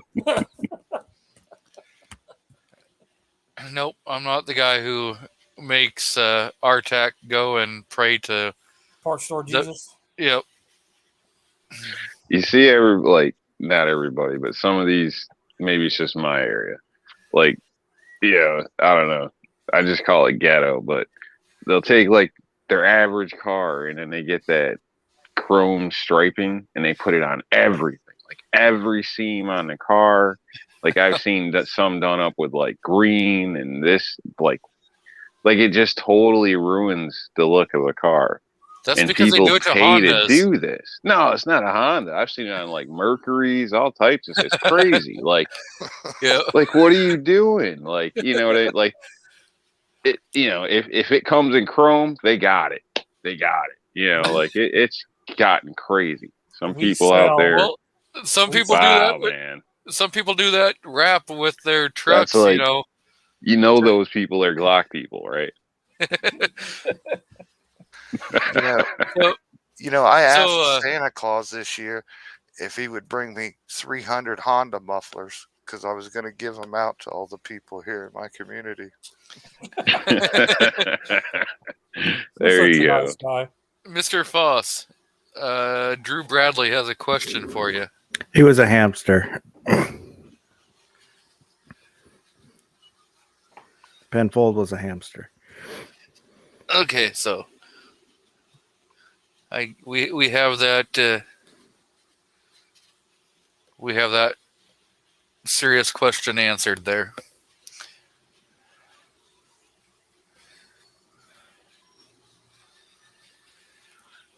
We sell those. They make them. Not only do they make those sits for the outside, which we sell at least one a week. They also make them for the inside interior too. Different colors. They put in between the cracks of your dash and all that. Yeah, like little highlights here or there is one thing, but the whole vehicle, any seam you can get on, that's just somebody's lost their mind. Well, here it's our Latin American visitors in Tennessee that like to put the chrome on every damn thing. You like that, Latin American visitors? Yeah, just because that's how it is here. You know who owns what car and what truck. It's got every single piece of chrome stick on something that AutoZone sells all over it. Now, It's been that way for a long time. When I used to have a neighbor who drove a Cutlass Supreme. Remember the old Oldsmobile Cutlasses? yep, the old G He had, body cars. yeah, he had a Cutlass Supreme with Z28 Camaro emblems on it. And Nice. then, as bad as that is, used cars, small town cars kind of, change owners, but don't go very far, kind of just stay within the family or the neighborhood or whatever. Everybody had to deal with those cars for years, man. Or, got like an Oldsmobile Delta 88 with mud flaps on the bottom that say Trans Am and chrome and shit. I mean, we got that here all the time. Hilarious.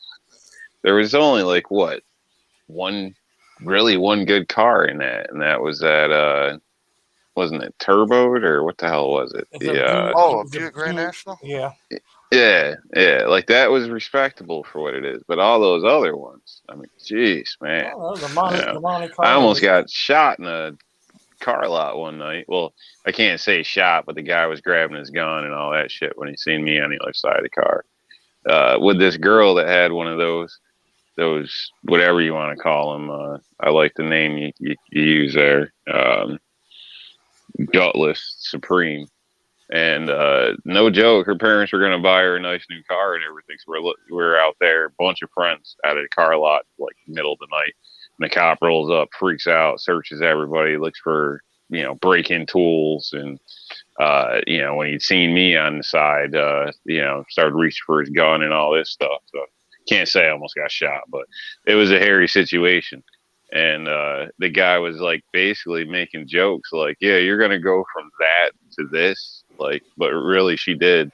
I don't know, her parents just, I don't know if that was like her grandma's car or how that all worked out, but she ended up with a nice brand new car like a week later. So, but it turned out to be a big deal. So careful if you go looking at car lots, don't drive in with a clunker at night.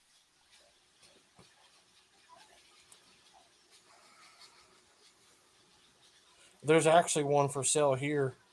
It's the O's Gutless. It's got 307 in it, and they want $11,000 for it. Is it a 442? Wow. No, it's not a 442. It's just a I had a- regular old Cutlass Supreme with a 307. You I know had a what, friend though? in As old as they are now, are you talking one like from the 80s?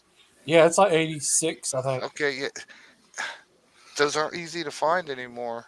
And even if you had one, you can go to fix it up and paint it. You're gonna struggle for small odds and ends parts. Enough. That's not too bad, man. I mean, the prices of stuff are outrageous, and like you probably couldn't fix one up.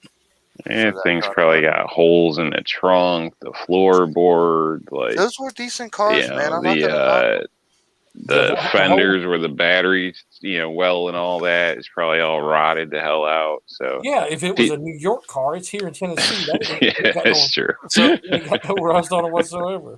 So, That's Foss, true. You can What hot were you rod got? one of those easily, man. what were you gonna say there, Foss? Oh, I was just gonna say I had a buddy in high school. He had a '67 Cutlass. It was a beautiful car. His girlfriend got kicked out of school, so she would sit in his car in the parking lot and wait for him All day, right? Yep. Stalker chick. I've known him. She she would sit in his car, so they were still dating. Yep. But Shit, I had one sit on my hood all day when I was at work. she one day she brings the car back and it's got scratches. I mean, deep scratches, dings all the way down both sides.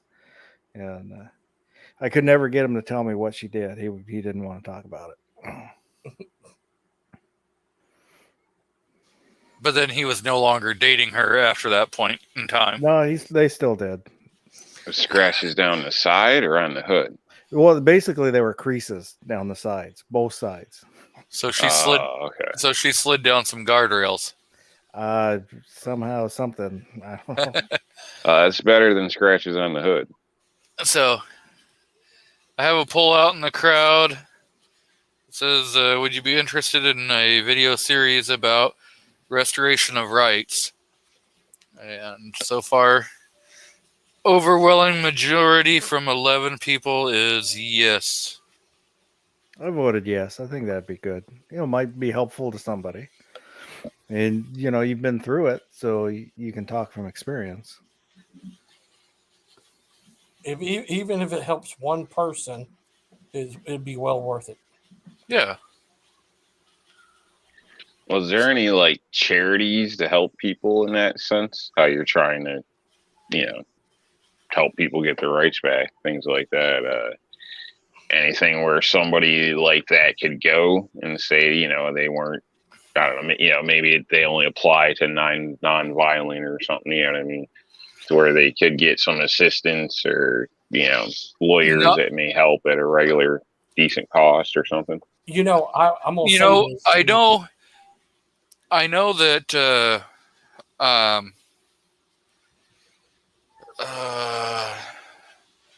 USCCA has a way of restoring your rights, but I don't know if that is just from like red flag issues or if that actually does like the entire if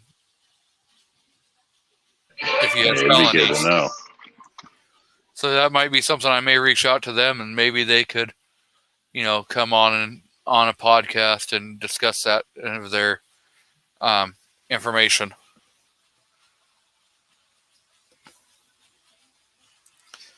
So Definitely be good to know, for people in that position, because I'm sure price is a problem with a lot of that, even knowing what steps to take.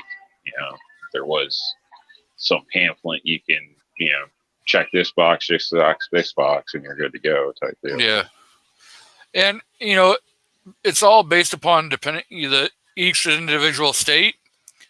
And then also dependent upon the crime. Certain crimes, even at a state level, will automatically become a federal issue where the only way is a presidential pardon.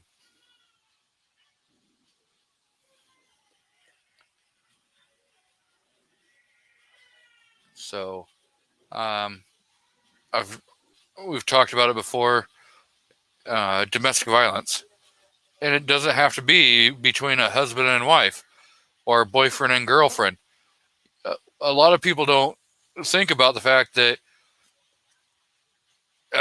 kids could be charged with domestic violence if a brother and sister get into an argument and one of them shoves the other one and the neighbor calls the cops, or they're outside having a loud argument and a neighbor calls the cops, or a cop drives down the road, they hear it and it's a noise situation. They come in and they start, oh, well, guess what? This is a domestic situation, so one of you has to go. Or a girl defends herself from getting beaten and admits to an officer that she tried to fight back, and it becomes mutually combative and you both get charged. Or the way some people have gotten domestic violence situations is the wife starts hitting on the husband and everything, and one of them gotta go, and the husband will go. The cops get called in, and they're like, well, one of you has to go, and so the husband's like, okay, I'll go. We have kids and everything, I'll just go. Yeah. And then she's banging the guy next door. Don't be a dumbass. And maybe they don't even go to jail, because sometimes in some states, you may just get cited for it and they say, okay, well, you have to leave the house and you got to go to a hotel and you can't have contact for 24 hours. Yeah.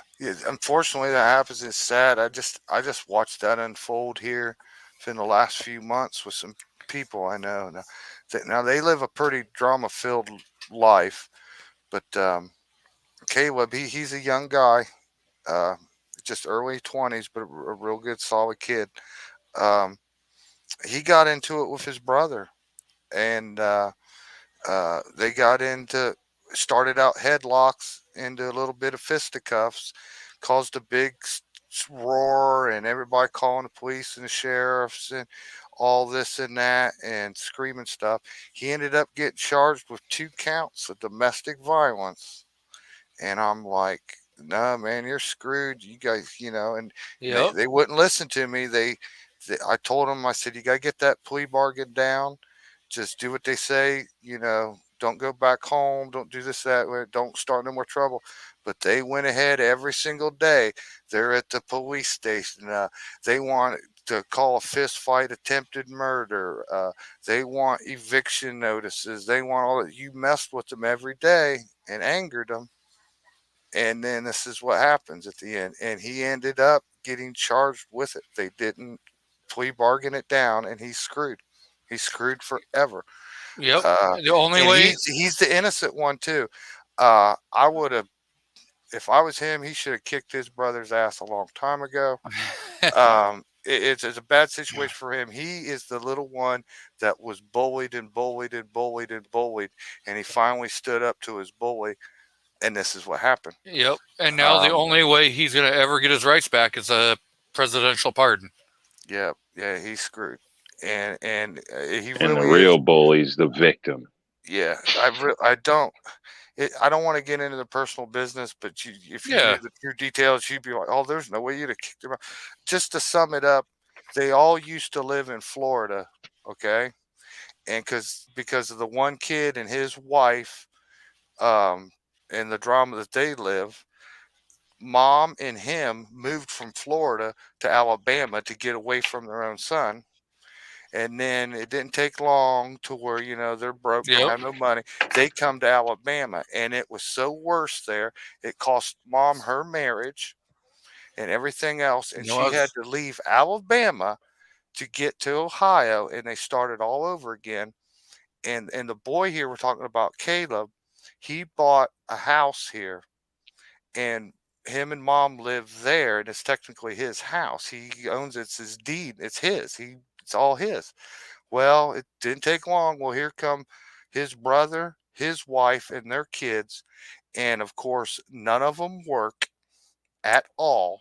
No So work. why would you even Just let him sit on in? their ass. Hell no. Bring dogs in that terrorize your dogs in your house. Total chaos, total drama from the moment they wake up to the moment they go to bed.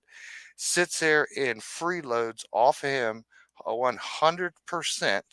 Okay. Dude, this is And then, partially his fault though, yeah, because for he's letting it allowing happen. this shit We to happen. told him, but what made it worse is domestic violence is also against a minor. That's why he got charged twice. Their oldest kid, his brother's oldest kid, is like 16 or something now, and thinks he's He-Man of the world. And I'll just tell you this: the kid that's I'm defending here, he's very small, skinny, and backwards. Okay, and like the freeloaders have just took advantage of him forever. He can't stand it. They've destroyed him and his mother's life once again, and they're freeloading and messing with him in his house constantly. He's also a biracial kid. Well, you know what word? One of them stood right in his face and called him. And when he did that, he grabbed him in a headlock. Didn't punch anybody. Grabbed him in a headlock. Then the brother, the wives, the kids, everybody jumped on top of him and beat the hell out of him in his own home. And then he's the one that got charged with all the crimes, and they stuck. It's a bad situation. That's exactly why you cut your losses with some family. Yep. Everybody's stuck on that, We've blood told 'em- thicker than water, this and that. Sometimes your family can be the worst damn thing for you. Yeah, I've seen that in several cases. This Like, is a it's not your responsibility. It's a Jerry Springer show family. You know what I mean? Constant Oh trailer yeah. park trash drama. But like you're right. I mean, like I said, they started in Florida, moved to Alabama to get away from the people, then back up here to high, and you just keep letting this happen, and they don't work. They don't work so bad that like they won't even like they'll get welfare till welfare tells them they have to go to work for like 1 day or something, and they won't even do that, and then they get kicked off welfare, and then they got to wait to get their welfare back. I mean, they totally will not work, do a damn thing but freeload, man. Not just one person, though, a whole family of them. And yeah, they invited that into his life, but yeah, he just had this happen here starting the beginning of the year and got wrapped up just a week or two ago, and he has 2 domestic violences on his record. It's screwed up. He doesn't even so much as have a parking ticket other than that, man. Yep. And unfortunately, that's a way a lot of it can happen, you know. And it's Because like it's screwed. I can't, like, he can't come out to his uncle's house where I'm at, and like we can't let him handle a gun. We can't let him shoot it, practice, Mhm. go out here, shoot. Look what I just bought, brand new, go try it out. Well, we're not allowed to do that because we know damn well. Yep. He's You know what I mean? prohibited. He's not a stranger. Exactly. He's family, so he's a prohibited, and we know that. So like, he's just screwed, man. He's screwed. I warned him. I told him no. I know how that works uptown here. And just like if you'd have just left it alone, went to him and said, yeah, we had a bad day, but we're family. We've worked it all out on our own and moving on and everything. You could have slid through this, but they just went nuts with eviction Yep. notices, and I want attempted murder charges, and I want a racial hate crime charge and all this and that. You messed with them, and they don't want to deal with you no more. They're gonna slam the book on you, and they don't want to hear from you no more. And that's exactly what they did. Yeah. Unfortunately, So, that happens a lot. You know, it's like the old saying. You know, let sleeping dogs lie, or don't poke the bear. Because shit happens. Yeah, they got it Yeah, tough but now. What started all this? You were talking about it. The domestic violence and stuff on your record, and you can't get it off.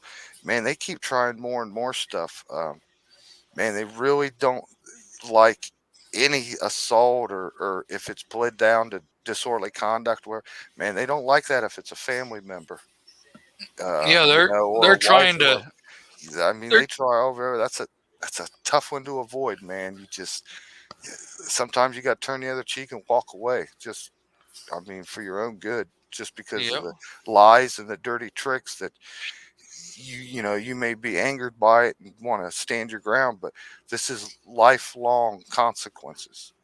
So don't play that game. If you're getting caught in that situation, just walk away, leave, get in a car, walk away. It's like I said, it's too much of the consequences.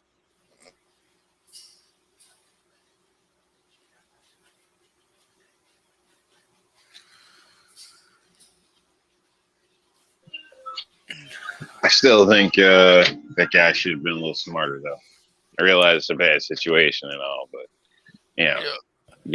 you gotta be cautious of who you associate with. That's just what it is. And it didn't change a thing. They all still live there together, freeloading off of him still, but he's the one That's now crazy. that has to pay all the That's penalties. crazy. Yep. Yeah. Yeah, some relationships are just destructive. Family, lovers, whatever it is. It ain't worth it, man. The drama ain't worth it. Crazy sex is good, but it ain't that good. No, man, they're people something else, man. To spend a few minutes with them will really, really make you appreciate your own life and your own education. It really will, man. So I mean, they do serve a purpose in life. They are the perfect example of no, don't. So, well, I do have that poll going over on YouTube, and right now 16 votes, and we've got 81% says yes, 19% says no. So I'm going to leave it go for a couple more minutes and before I close it out.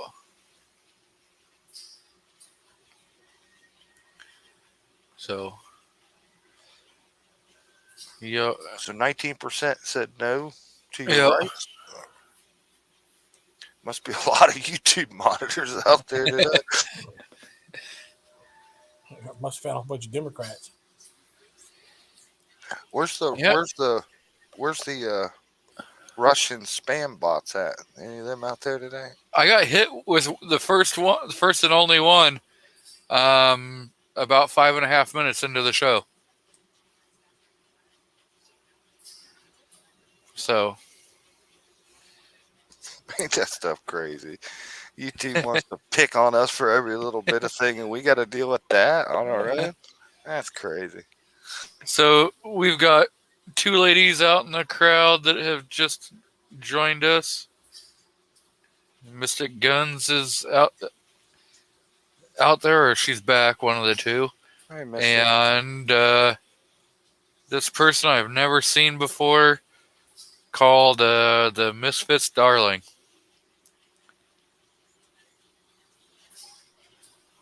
You should just kick her ass out. Sounds like trouble. I think I should make sure she has a wrench.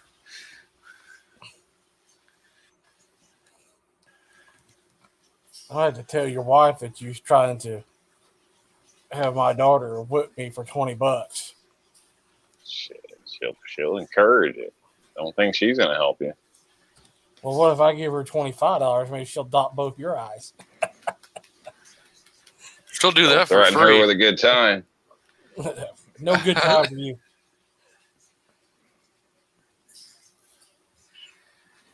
So, would y'all ever eat stir-fried crickets and ramen? Crickets and ramen noodles? Sure. What the hell? Why not? Suppose if I had to, it'd be better than roaches and ramen. I don't eat ramen noodles. What? Say what? You guys never ate a cricket? I have. I mean, all kinds of strange things. Had some. I had the chocolate crickets. Mystic says skating is not like riding a bike. So she must have went ice skating today? I think she went roller skating. They took all their kids to the roller rink or whatever. Yeah, good for them. Yeah, it's kind of like riding a bike. I mean, you're going to have sore hips afterwards, but there's ways to improve that. You know, you could always work out those hips and won't be so sore next time. No, it ain't like riding a bike. Right? You put them rollers on your wheels, you just stand there, don't move. When you was a kid, you used to zip all around and do this. You lose that skill as you get older. Shit, I still skate. It's almost as good as I was as a kid in a sense. So, and I don't do it every day. You know, I haven't given in a couple of years, but I'm confident I could probably beat any one of you guys around the ring. Probably. I know I can't skate, but man, if you're that good, you should like change your name to a symbol. I used to Skate, ride a bike, lots of stuff. So I used to play hockey and did a little bit of skating.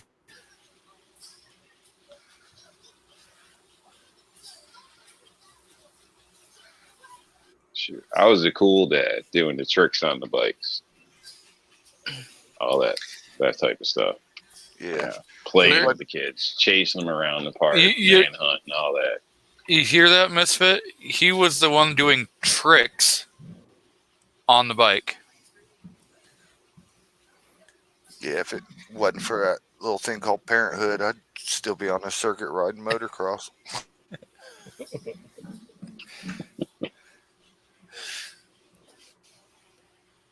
Rob's muted his mic because he's getting beat for saying he did tricks.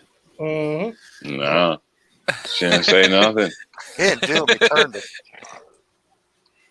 it. How do you think they met? She says he was. She said that was the worst Tinder date she ever had. Shoot.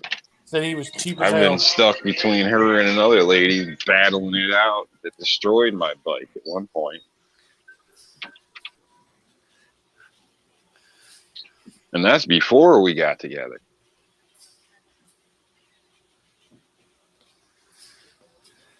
So what are you trying to say? That the crazy one won? In the end, yeah. Boy, you just walked into that. You just admit that she was crazy. Well, everyone's crazy. You just have to find the most acceptable amount of crazy that you can deal with.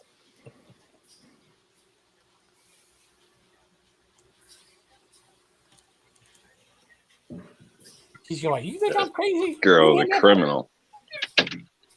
Oh, now you talking shit about her too? Man, she gonna whoop her ass.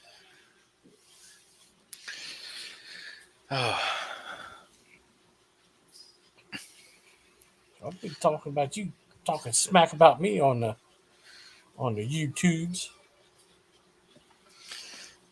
She don't know how to use the internet. Come on. Come on, man. Okay, I'm gonna start sending her an Just invite. kidding. Just kidding. I think you should. Nah, you don't need to do all that. Oh yes. Oh Just yes. don't need to turn into one of them thingamajiggers. Think of it. Matter of fact, where's your lady? I heard she smacked you up recently. Why don't you give her a mic? Oh, she's back there somewhere reading her phone. Sure. We want proof of life. How do we know you didn't stuff her in a trunk under the bed somewhere? Rob says he wants proof of life. He wants to know that you're still alive. There you go. You heard her chuckle. That's it. I don't know. She could have a gag on her mouth or something. Yeah, I mean, she could at least yell out asshole or something so we'll know it's her. We want to see today's paper. Yeah. Rob says that the only way he's going to believe it's you is if you call me an asshole.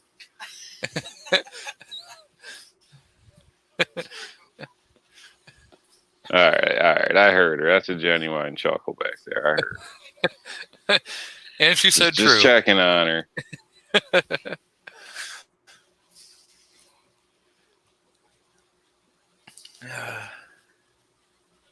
Make sure this guy isn't locking her in a closet or something so he can go out and get Happy Meals for himself or something. Oh no. Drive halfway across the state to get fried okra. Yeah. And then Okay, he's gonna come the back and be like, "Oh, they were all out, babe. But you know The what? fried I'll okra go to is- the other town and try that." She loves the fried okra. I drive 3 hours so that she can get fried okra. That's Fried love. What? Okra. What the hell You know, is that? you could have fried that in your kitchen You know what in okra is? your robe or boxers or with your ass flapping there, and it would have been probably appreciated a whole lot more by her. Yes, it would have been. I agree. No, she would probably rather have it bought than me to try frying okra. So What you kind of can't food take is the this? time to learn how to fry okra for her. See, I'm What not trying to kind have of love is this? I mean, I'm not come trying on, to have bro. I'm not trying to have a Rob situation where I poison my family trying to cook something that I know I should not be trying to cook.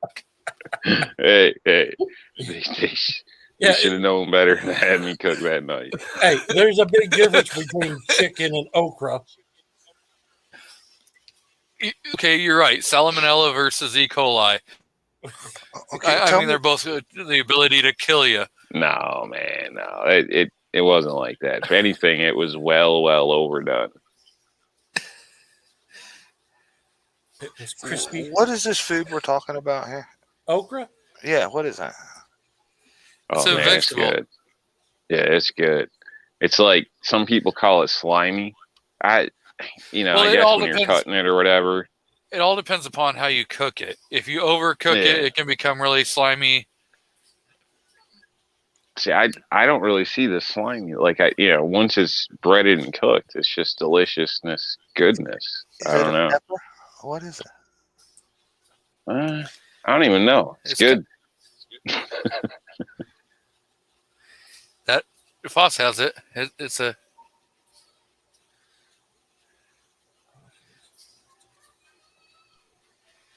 Yeah, she's just trying to get in trouble. We don't have to try to get you in trouble. We can help you get in trouble. No, she's trying to get in trouble. She'll make me put that cage back up. See, she says, unless you cook like Rob. And exactly. See, so the fact that we both agree that Rob tried killing everybody, even the cat. The cat, come on. Yeah, he tried poisoning the cat with his cooking. Oh, dude, come on, Rob. no, I just tried to see if at least the cat would eat it. They wouldn't even touch it. Oh. I'm gonna have to rethink our relationship now. You try to kill the cat. Even my cat laying at the end of the bed, put his head up and looked, shook it like, you motherfucker.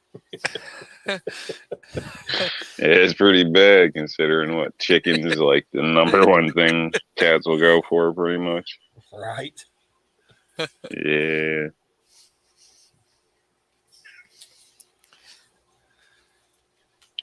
Oh, this is off topic, but to me, it's mind blowing. Like okra's not. Well, no. Dude, $17 or 16 and change for a can of oxygen at Lowe's. Say what? Like, yeah, emergency oxygen. So, I don't know. I guess if you're not breathing well or something, you're just supposed to pop the lid, and it's got one of them like suction, I got a mouth question. cup things, like Yeah. so you can take a few hits of oxygen out of an aerosol can. I mean, isn't that like whippets or whatever the hell they call it? Like the whole thing sounds kind of just weird to me, and it's almost $16 a can, I think it was. So Let me $17. I gotta ask you a question. Did it have like a little small guy that looked like Mel Brooks, and it said Spaceballs, the oxygen can? No. It's funny. It's like a silver can and tall, and it's got like a green face mask thing attached to the front, wrapped in plastic. Wow. So Well, wow. Welcome M. Gabriel and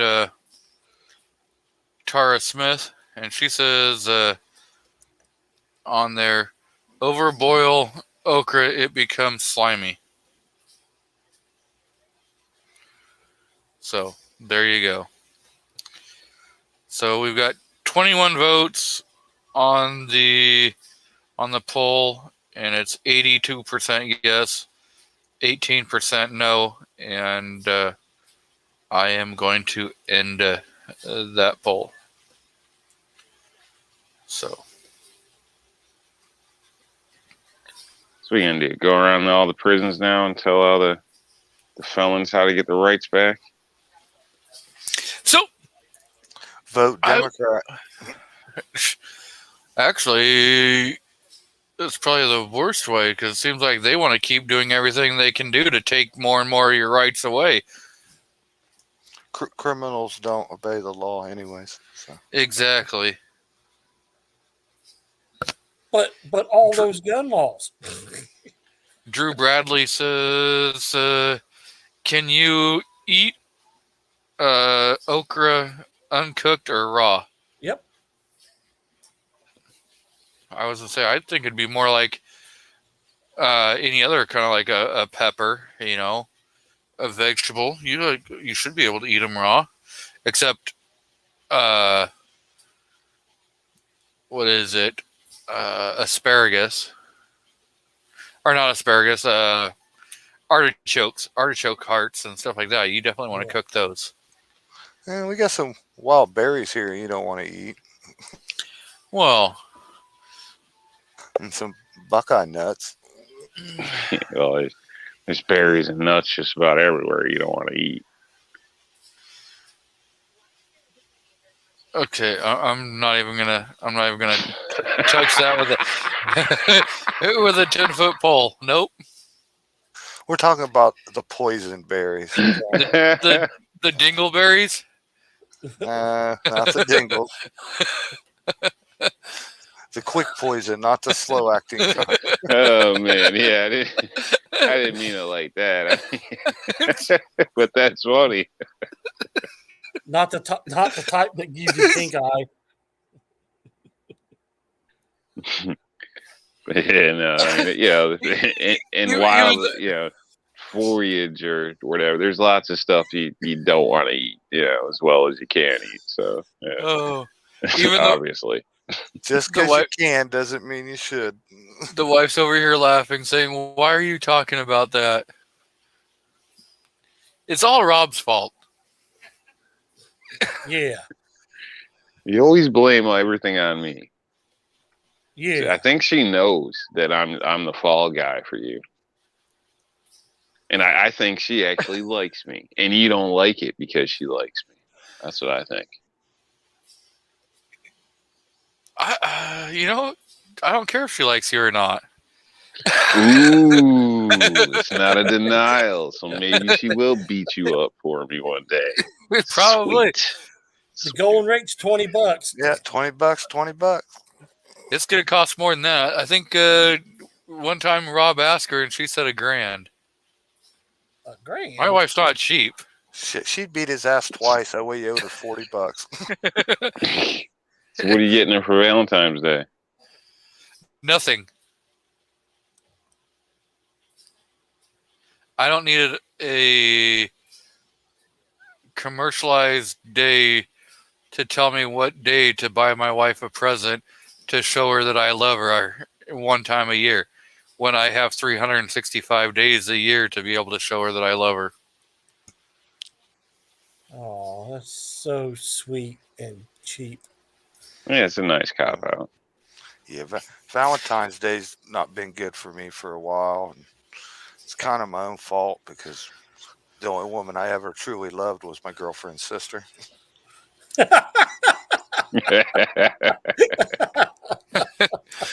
Oh. And see, Some people just can't let I'm stuff, not- they can't forget, they got to I'm not the one that I'm not the one that I'm not the only one that agrees that every single thing is Rob's fault. Oh. That's right. Rob made me do that too. No. Oh, he's trying not to get beat.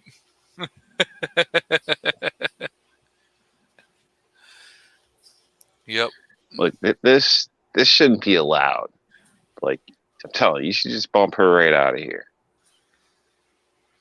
I'm just saying, if you post a comment out in the crowd, you may or may not get timed out, because I don't think you have a wrench.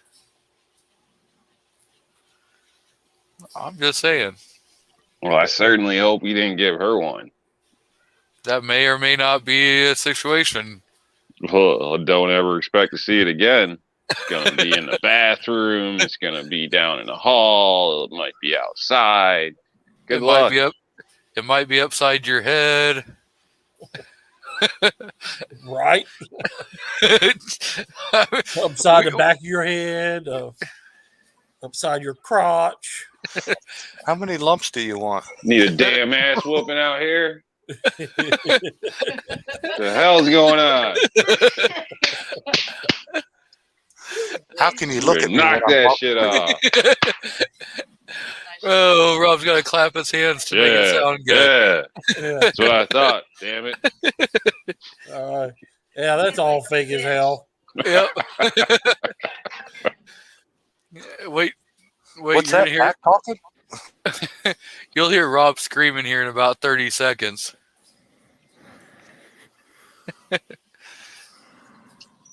Yeah. You lucky I'm online. So you lucky I'm online. Oh, Shit. I would like too. And I think you're the one that's mad that I'm in the chat popping shit. He had to They're mute up. just trying to be nice. Oh, She's about to unleash that inner craziness on your ass.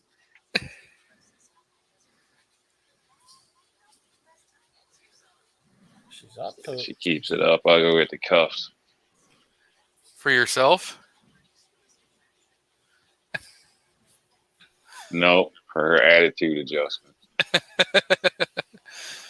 Oh,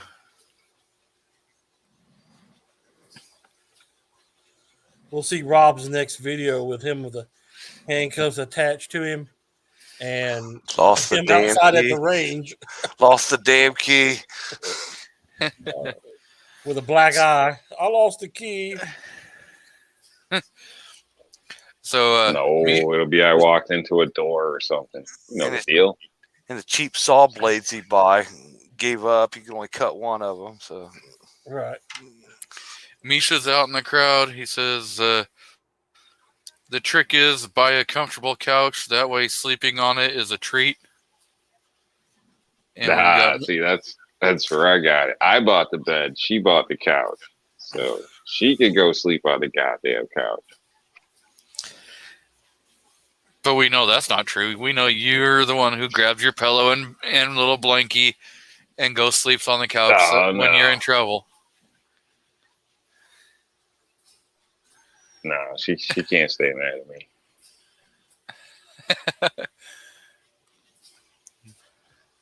So, but we've been going at it for close to 3 hours, and we can BS after chat if we want. Mr. DM Foss, you want to plug all your stuff before we get out of here? Well, if anybody's up this later tomorrow morning, tomorrow morning, 1 a.m. Pacific, what was that, 4 a.m. metric? Come hang out with us. We're just gonna have a fun show. Look at gun pictures of pets, whatever people send in within reason. So come hang out with us on the overnight if you guys are up.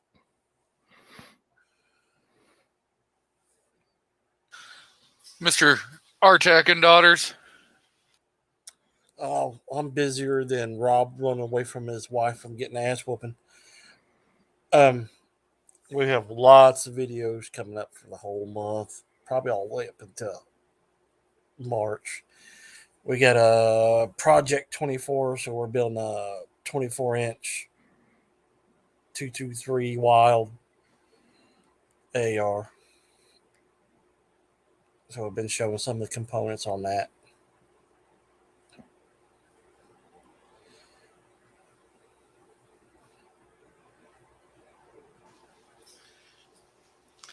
Mr. Jason Stewart. my dad ain't here. Oh, okay. Yeah. Thanks for the invite, man. Good hanging out with you guys. Everybody have a good weekend. Well, There's some thank you girl for walking being down here. the street with just her bra. Yeah. Okay, turn your camera on. Yeah. Turn the camera on. Yo, it's nothing you want to. I'm swear to God. We want to see the show too. Isn't it Adidas, bro? Like this happens all the time. You see this shit around here. It's amazing. Well, we don't turn your camera on. Now So- it's never anything you want to see. That's just it. It's it's never Rob. something you want to see. It's always the stuff you're like, damn, put a shirt back on. Just walking down the street, yelling and screaming to herself. Drugs, man. It's a powerful thing. Cocaine's a hell of a drug. It's a celebration. Enjoy yourself. Enjoy yourself, fool. Mr. Rob D, you got anything you want to plug before you get out of here? Besides the people on the street. RNL displays. Show your patriotism. Shop American. Not that Chinese display stuff. Support your firearms like they support you. Avoid Glocks. Eat salads. Have a good evening. Wait, isn't that kind of an oxymoron statement that's coming from you due to the fact that you make something that it is a Glock mag? Well, yeah, I give the people what they want. There's a lot of you Glock people out there. I don't hate you. You're a little confused. There's a difference. He's willing to make money off you. The thing is it's the Glock people that have the money. You don't see the Smith and Wesson guys begging for stuff. Exploiter. That's what I was getting ready to say. They don't got a bag. They got a Smith and Wesson. No, but I do like what you said. Support your firearms like they support you. That's very good, Rob. I like that a lot. That's very good. And then I got a second question. Is New York truly part of America? Not really. My little area is. Once you get away from the coastal elites. So, everyone have a great evening, and we shall see you next Saturday evening, unless we do a special live stream sometime during the week. Bye-bye. Trust Dr. Pepper. Hasta la vista, baby.